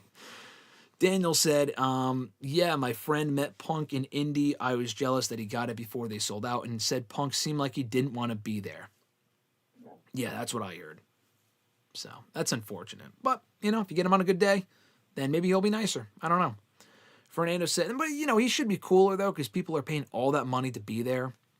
You would think he'd be a little bit more energetic, but I don't know. Fernando said Mania 32 is trash with the trash emoji. It was trash. It was garbage. Daniel Malcolm said, love me, Alexa and Lola Vice. I love this is how this has turned into Alexa Bliss, Lola Vice love sesh. I'm more of an Alexa Bliss fan personally, but that's just me. Micah says, Shane McMahon versus AJ Styles, Mania at 33 is an underrated gym. It is. Great opener. Reggie said Shane and AJ had no business cooking like that. I agree. Great match. One of the best opening matches for WrestleMania. Fernando said, who is your number one on your interview wish list that you haven't done one yet? Haven't done one for yet. In general, Christopher Lloyd. That's very random. A Back to the Future is my favorite movie of all time. I hate to say this, but I feel like he might pass before that can happen. I've tried, and it hasn't worked out yet. Wrestling-wise, Batista. William Regal was on that list. Randy Orton was on that list. The Undertaker was on that list. And I got them all. The Rock was also on that list, which is funny because we've been shitting on him for 3 hours. Technically, this doesn't really count, but I did ask him a question at the press conference last year at Mania, and I feel like that's the closest I'm ever going to get to a formal interview with The Rock, and it lasted a couple minutes, so I put an asterisk next to that. So the only other person on not the only other person, but the main person on the wrestling side that I haven't had a significant, sustained interaction with in person at all, aside from meeting him once, Batista. So probably Batista or Christopher Lloyd. Micah said, are you doing an Elimination Chamber watch-along or no? I don't think so. Probably not, because we're having people over. Alexis and I are having friends over, so probably not. But if it changes, I'll let you guys know. In the future, we might do a watch-along for one of the pay-per-views. If you guys are free and want to fucking watch the show with me, then that might be something that we do. Abu Shika said, how do you get into contact with wrestlers and get the interviews that you do and get media credentials? Not that I want to do it, but just curious as to the process of these things. Honestly, it used to be a lot more difficult. I mean, I've been interviewing wrestlers for the last probably 10 plus years. I started doing it by you just hit up random people and see if they want to talk to you. A lot of people don't, but the people that do are pretty cool. Like Goldust, they interviewed when he was still with WWE 12, 13 years ago, long time ago.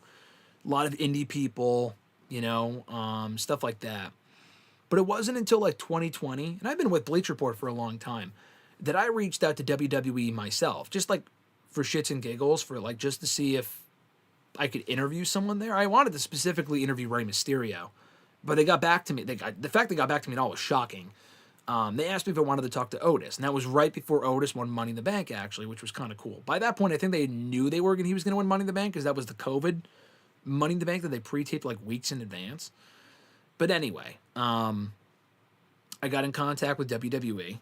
They said yes, and I've kind of formed a relationship with a lot of people there, and in other companies too, AEW, Ring of Honor, TNA. I know a lot of the PR people from these companies, so I mean, it obviously a lot of it comes down to if you have an outlet, something for them to promote. If it's mutually beneficial, media credentials, same thing. Because I was doing the interviews, they've offered me credentials to cover their shows, whether it be Mania or whatever the fuck. So, kind of goes hand in hand. That, AEW, mostly those. I haven't gotten credentials from TNA, interestingly. The bigger companies are actually better about that stuff. It's kind of weird.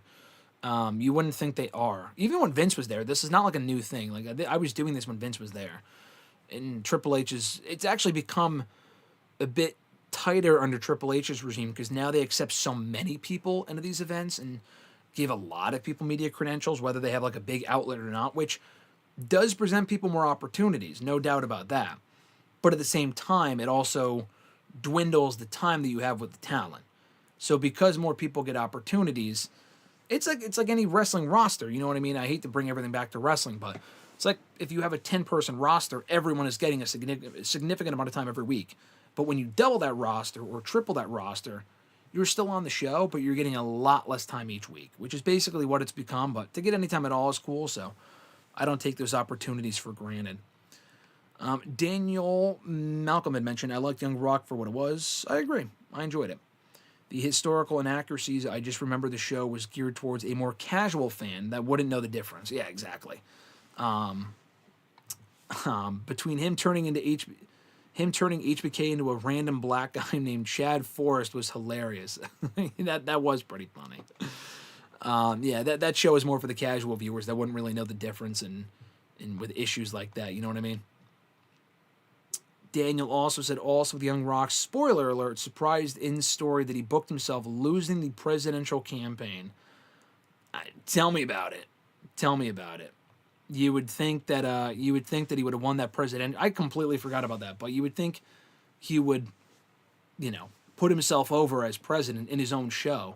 Maybe he just wanted to show some vulnerability for a change by making it, show some modesty by putting over his presidential opponent at that point, I suppose. I don't know. Mikey said, GSM, you're going to be here all night. You got to give it a time limit, my guy. We appreciate the dedication, but I know you were tired. We, the chat, understand. I know. We probably should call it soon. I got to give you guys a rest, too. I got to give myself a rest as much as I got to give you guys a rest. Gape Horn here in the chat saying, stream came up in the algorithms. Good stuff. Oh, thank you, Gabe Horn. I appreciate that. I appreciate you being here. I appreciate you commenting. I appreciate you clicking on the video and coming up. And I appreciate you sticking around, even almost 3 o'clock in the fucking morning. So if you like what you see, you like the camaraderie in the chat, be sure to like the video. Hit the bell button as well to be notified every time a new video goes up. And subscribe if you haven't already, obviously. Abu Sika said, which Mania was 34? That was the Brock Roman 2 match. Brock Roman 2, AJ Nakamura, both matches were very underwhelming. But Ronda's debut match was great. Rollins, Miz, and Balor was great. Triple Threat IC title. Taker and Cena, the 2-minute match that they had. That was Mania 34. Now we're up to 34 likes, though. Or 35 likes. I was at WrestleMania 35. Not the best Mania, but a good Mania. And honestly, if we're going to wind down soon here, 35 likes is a pretty good note to end on, but I won't complain if you get the number higher than 35 or are watching after the fact. Fernando said, I was also number 34. Listen, if you take credit for it, I'll give you credit for it, Fernando. I appreciate it. Dax said, Micah doesn't nah, bro. Alexa is better, LOL. We're getting some Alexa versus Lola Vice discourse in the chat between who's better. You guys are going to have to fight it out. I mean, hey, you can't lose with either option. But like I said, I am more of an Alexa Bliss guy myself. Richie said, WrestleMania 34 was New Orleans, IC title triple threat, and Brock versus Roman again. Yeah, that not a great show, but it had some good stuff on it. Daniel said, Alexa Bliss over Liv Morgan. I agree, Daniel. Can't go wrong with either one. I also agree with that. Fernando said, imagine Alexa Bliss in the Attitude Era. We almost got Alexa Bliss in the Attitude Era. Remember that segment on Raw where they walked in on her changing? You didn't see anything, but remember that? That was in February 2019. That was a wild fucking time. They clearly only did that for the thumbnail. If you type it in on YouTube, don't click off of this video. Go fucking open a new tab, you sickos. Find the video. You don't see anything, obviously, but they only did. Then it probably had, you know what, honestly, let's look it up right now. Let's look it up. I guarantee you if I type up Alexa Bliss 2019, it pops up immediately. Alexa Bliss. I'm curious how many views it has. That's why I'm looking this up.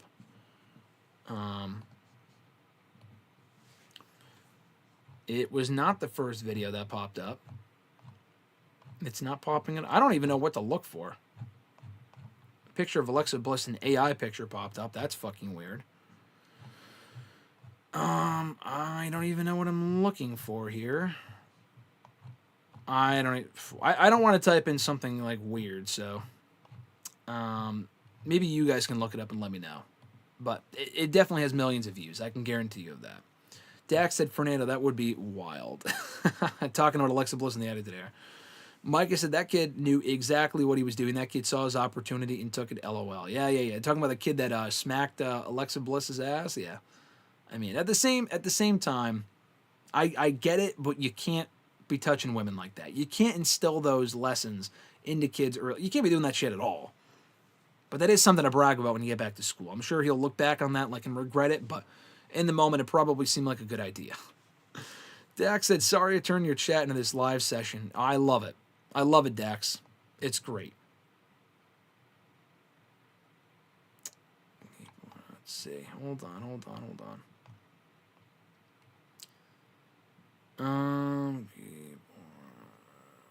Stop.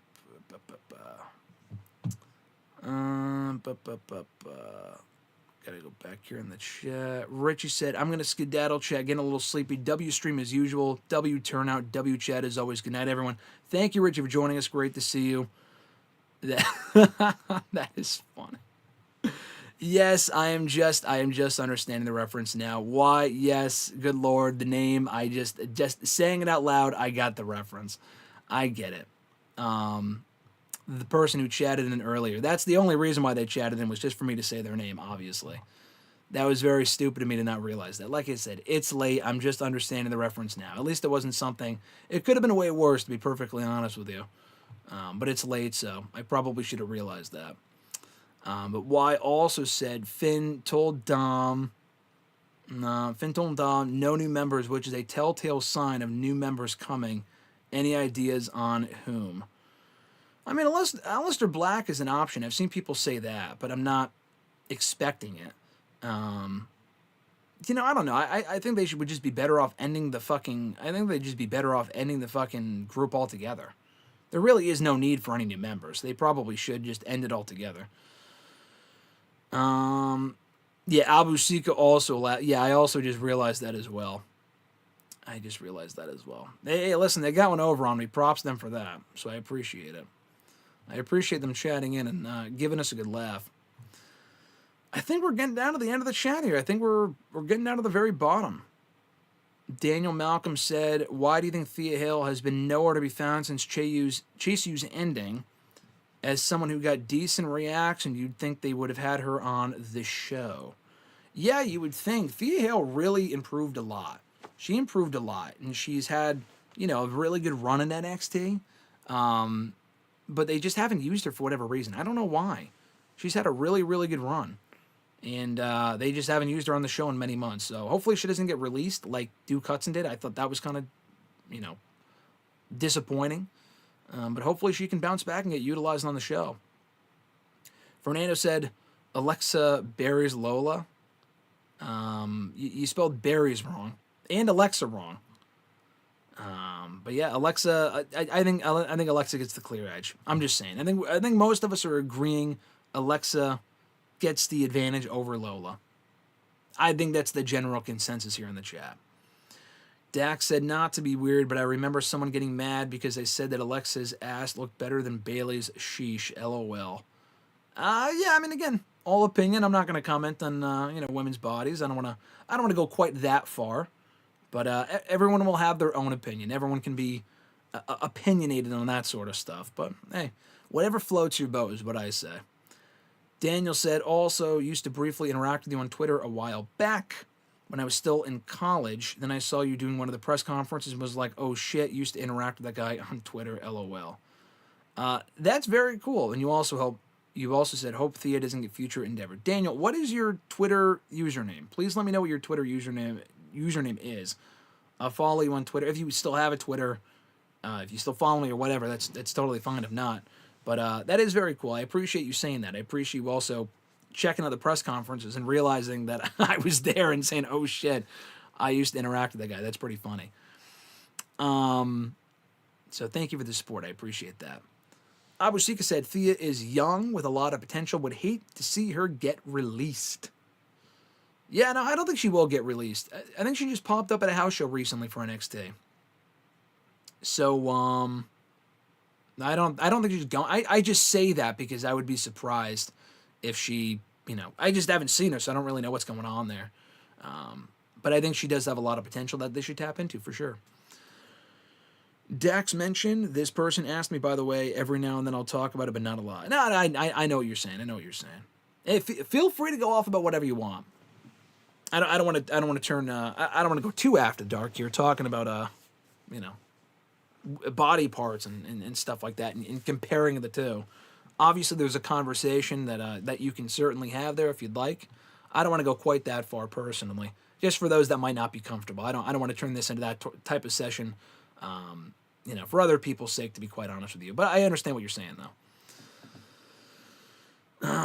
Mike has said, your funniest tweet is your pinned tweet with Vince and Cody Rhodes.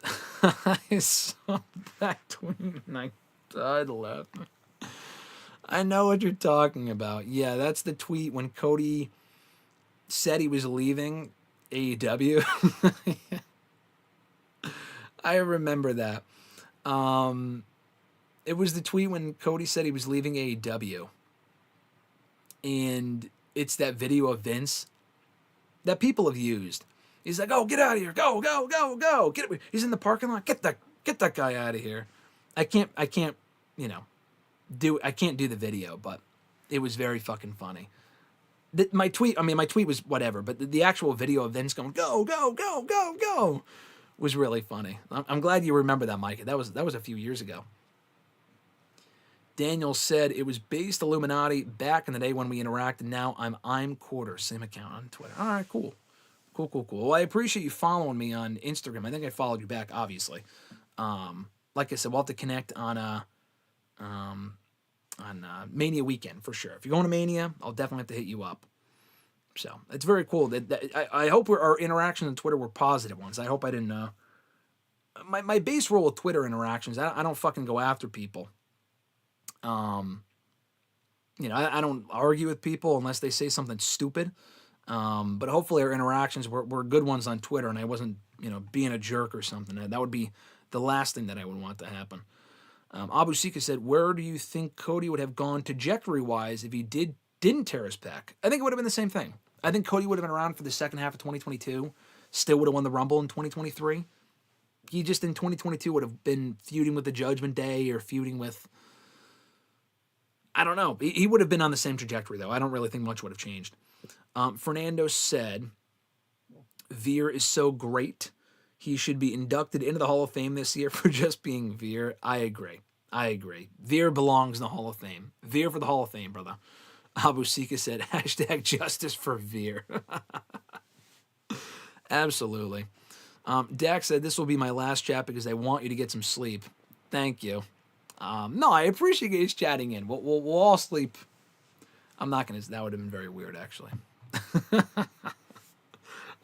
First of all, we're up to 36 likes. We're up to the COVID mania. That's not bad. I should say... I'll reword what I was going to say. We can all get some sleep, together. Let's put it that way. Let's not make this weird, or weirder than it already is. Anyway, so he said, "But what are your thoughts on Alexa getting eliminated from the Rumble so early?" It was fine. I mean, she should have been in there longer, but I think she was only in there short because Shotzi was supposed to be in that spot, and Shotzi probably would have been bumped early. So because it came together so, quickly, they didn't have a chance to make the spot longer. So I totally get it. It's not that big of a deal. But yeah, no, it didn't really bother me. I think she ended up going on to qualify for Chamber on that Friday SmackDown anyway, so it didn't really end up mattering. But yeah, no, I thought it was, I didn't really have an issue with it personally. But Dax, thank you so much for tuning in and sending in the comments and getting us going with the Lola Vice, Alexa Bliss. But we'll have to do another one in the future, like, Alexa Bliss over Lola Vice, or let's say Bayley versus fucking Charlotte Flair or something like that. Bayley versus Sasha. I don't know. I think those comments get a lot of people, people like that sort of stuff. So I appreciate you tuning in. Micah said, we appreciate your dedication, man. Thank you, Micah. Thank you. I appreciate that. Daniel said, "All positive interactions, my friend. LOL." All right, good. I'm glad they were positive. I don't want to leave a bad impression on you. Daniel also said, like Micah said, "Definitely appreciate your dedication." Oh, thank you so much. And Fernando also said the same thing. Application or appreciation for you keeping us entertained at this hour. Again, we're getting the most out of this. because I don't know the next time I'll be streaming at 3 o'clock in the morning. It will happen again down the road. I feel like this was a lot of fun. I feel like we all enjoyed ourselves here. For those that are here now, were here earlier, I feel like it was a blast. I know it started on a vengeful note, ranting about The Rock, but I feel like this ended up coming around to being a very fun stream. So we'll definitely have to do this again down the road. Wrestle Rant After Dark. But Micah did say as well, COVID Mania was terrible at least. Get the 37 likes. I mean, I think everyone here in the chat has already liked the video. So if you haven't, well, fucking, first of all, you should. Hopefully after the fact, after we wrap up, we can get to 37. I don't know if I can wait until we get to 37. I'll probably pass out here on the stream. Like, the stream will end and I'll be just, like, fucking, like, dead here. And you guys will still be watching, I'm sure. Or maybe you'll fall asleep, too, and we'll all just wake up together and my fucking stream will be going and you guys will still have your chat going and whatnot. I don't want to quite get to that point. You don't want to watch me sleep. I don't want to. Maybe if I snore, it'll just be. Then I don't think I snore, but I don't want. I don't want to take that chance. But anyway, Michael also said it would be better if we got to 39 because WrestleMania 39 was better than 40, and that's a hill I'll die on. 39 Mania was great. If you want to say WrestleMania 39 was better than 40, I would probably agree with that. I think the overall show was better than WrestleMania 40. WrestleMania 39, the booking outcomes on night 2 were not ideal, but it was a great show. And then Dax said, of course, bro, I'll be back next time you stream. Thank you, Dax. I appreciate that. Bring Dominic, your father, as well. Bring Joe Hendry. Bring the whole fucking family. I appreciate you being here, joining us in the chat, whether you're a new chatter, old chatter, returning chatter, whatever the fuck. I appreciate you guys tuning in at any point during the course of the 3 hours. And chatting and subscribing and being notified every time that we stream. I think the next time we stream, you didn't ask this, but I'm just telling you. The next time we stream should be Tuesday. I'm not streaming today on Saturday. I'm fucking tired, so we're not doing that. But I should be back here on Tuesday. So check back then, and if you want to join us in the chat, I'll be a little less sleep deprived, and we'll do that. So join us on Tuesday. Mike said maybe one day you can bring Marceau on here too. This late, Mr. Marceau would never ever do a late night stream with me. He would only ever do the ones that we typically do on Thursdays and during the afternoon, maybe in the evening. Mr. Marceau goes to bed very, very early. When we were in college, when Raw would end at 11. And he would be in bed before he even left his dorm sometimes. Like when Raw would end at 11, I'd be getting my shit together and he would already be in his bed about to fall fucking asleep. Like he would go, he still goes to bed very early. God bless him. And I think that's amazing. I would like to go to bed earlier, but I do stuff like this. I do a lot of work late at night and whatever, so I typically can't go to bed earlier. But yeah, no, you would never catch him fucking dead here on a stream at 3:30 in the morning. He would rather die, I'm sure. Fernando said, if Alexa Bliss and Trish come up to you at a bar, who are you taking back to your place if you were single?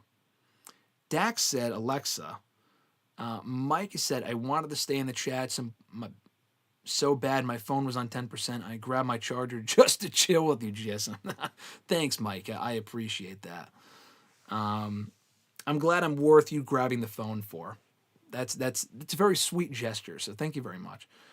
Dax said, well, Fernando, I wouldn't ever be at a bar, but if I saw him in real life, it's Alexa. You know what, Dax, me too. You will not catch me dead at a fucking bar. I don't drink, so.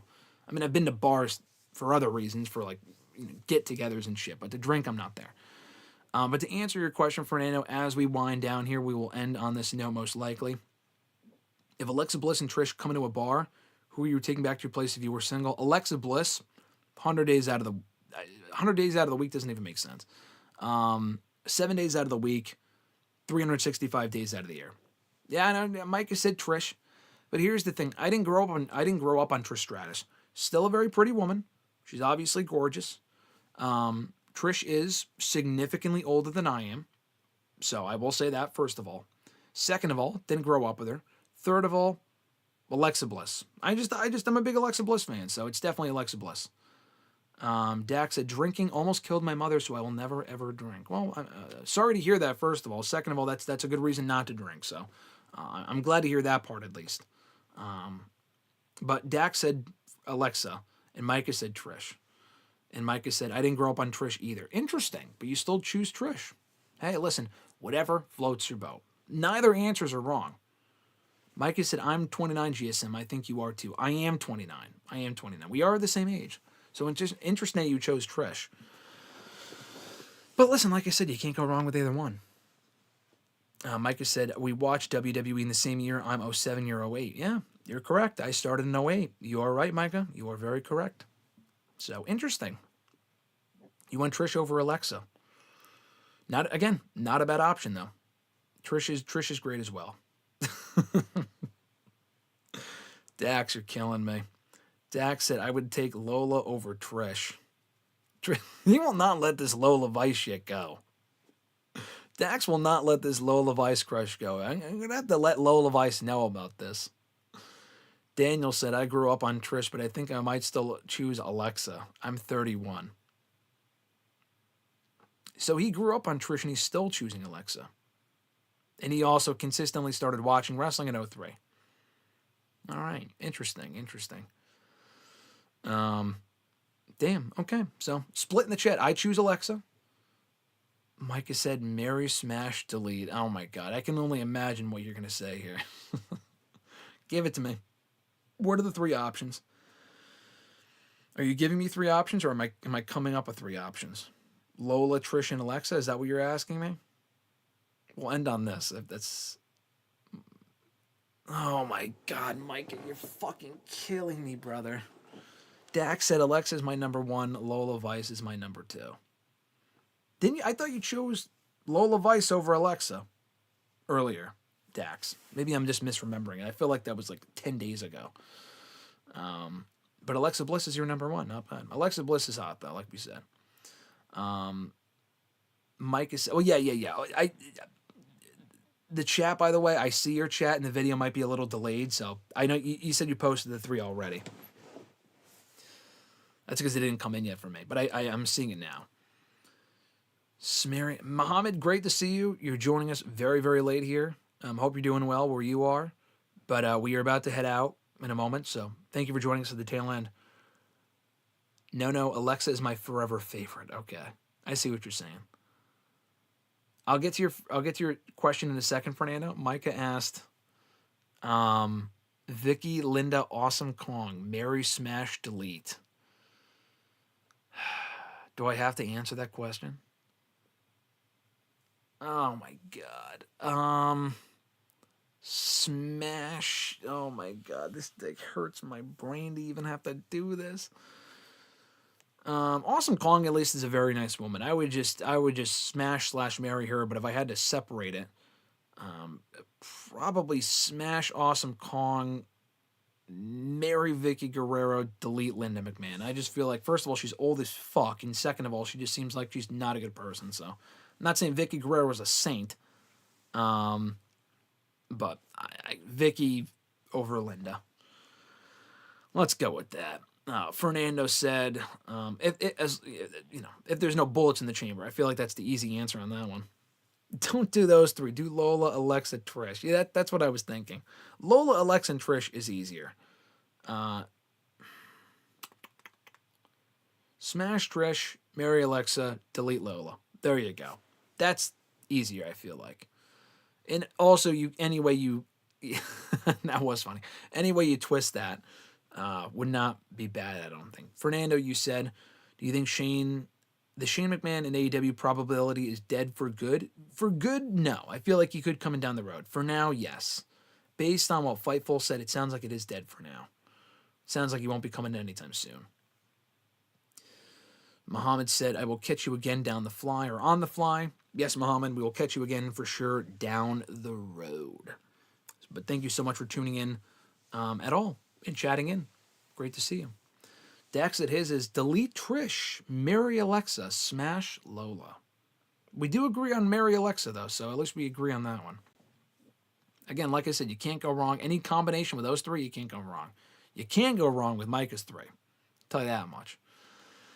It is late, folks. It is 3:30 here on the East Coast. We did an emergency stream here to rant about The Rock, and now we're ending talking about marry, smash, delete. I think that's a sign we should all go to bed. We'll be back here live streaming on Tuesday for hashtag AskGSM, episode 587, I believe, on Tuesday, probably around 11 a.m., 12 noon Eastern time. So keep an eye out for that. Like the video if you haven't already, if you're watching live or after the fact. Subscribe, of course, for more rants and emergency streams like this. And also when you subscribe, hit the notification bell, the little notification button, the bell button, to be notified every single time we go live here on the channel. So I mentioned it. I probably said it a moment ago. Daniel Last Wednesday Next Stream, Tuesday. So join us on Tuesday, probably around 11 a.m., 12 p.m. Sometimes I'll schedule it at a time you can see what time we're planning on doing the stream. And I can answer questions there as well. Can't confirm that I will answer these sort of questions on Tuesday. The After Dark episodes are special. But maybe we could do another After Dark episode down the road when I get a chance to do it. Dax said, let the man sleep. Dax, it's a babyface comment there. Goddamn right. And we got 37 likes. Thank you so much. Micah said, when Marceau comes, I got to ask him the same question. Remind me what I said my options are. No, I'm not going to ask him that.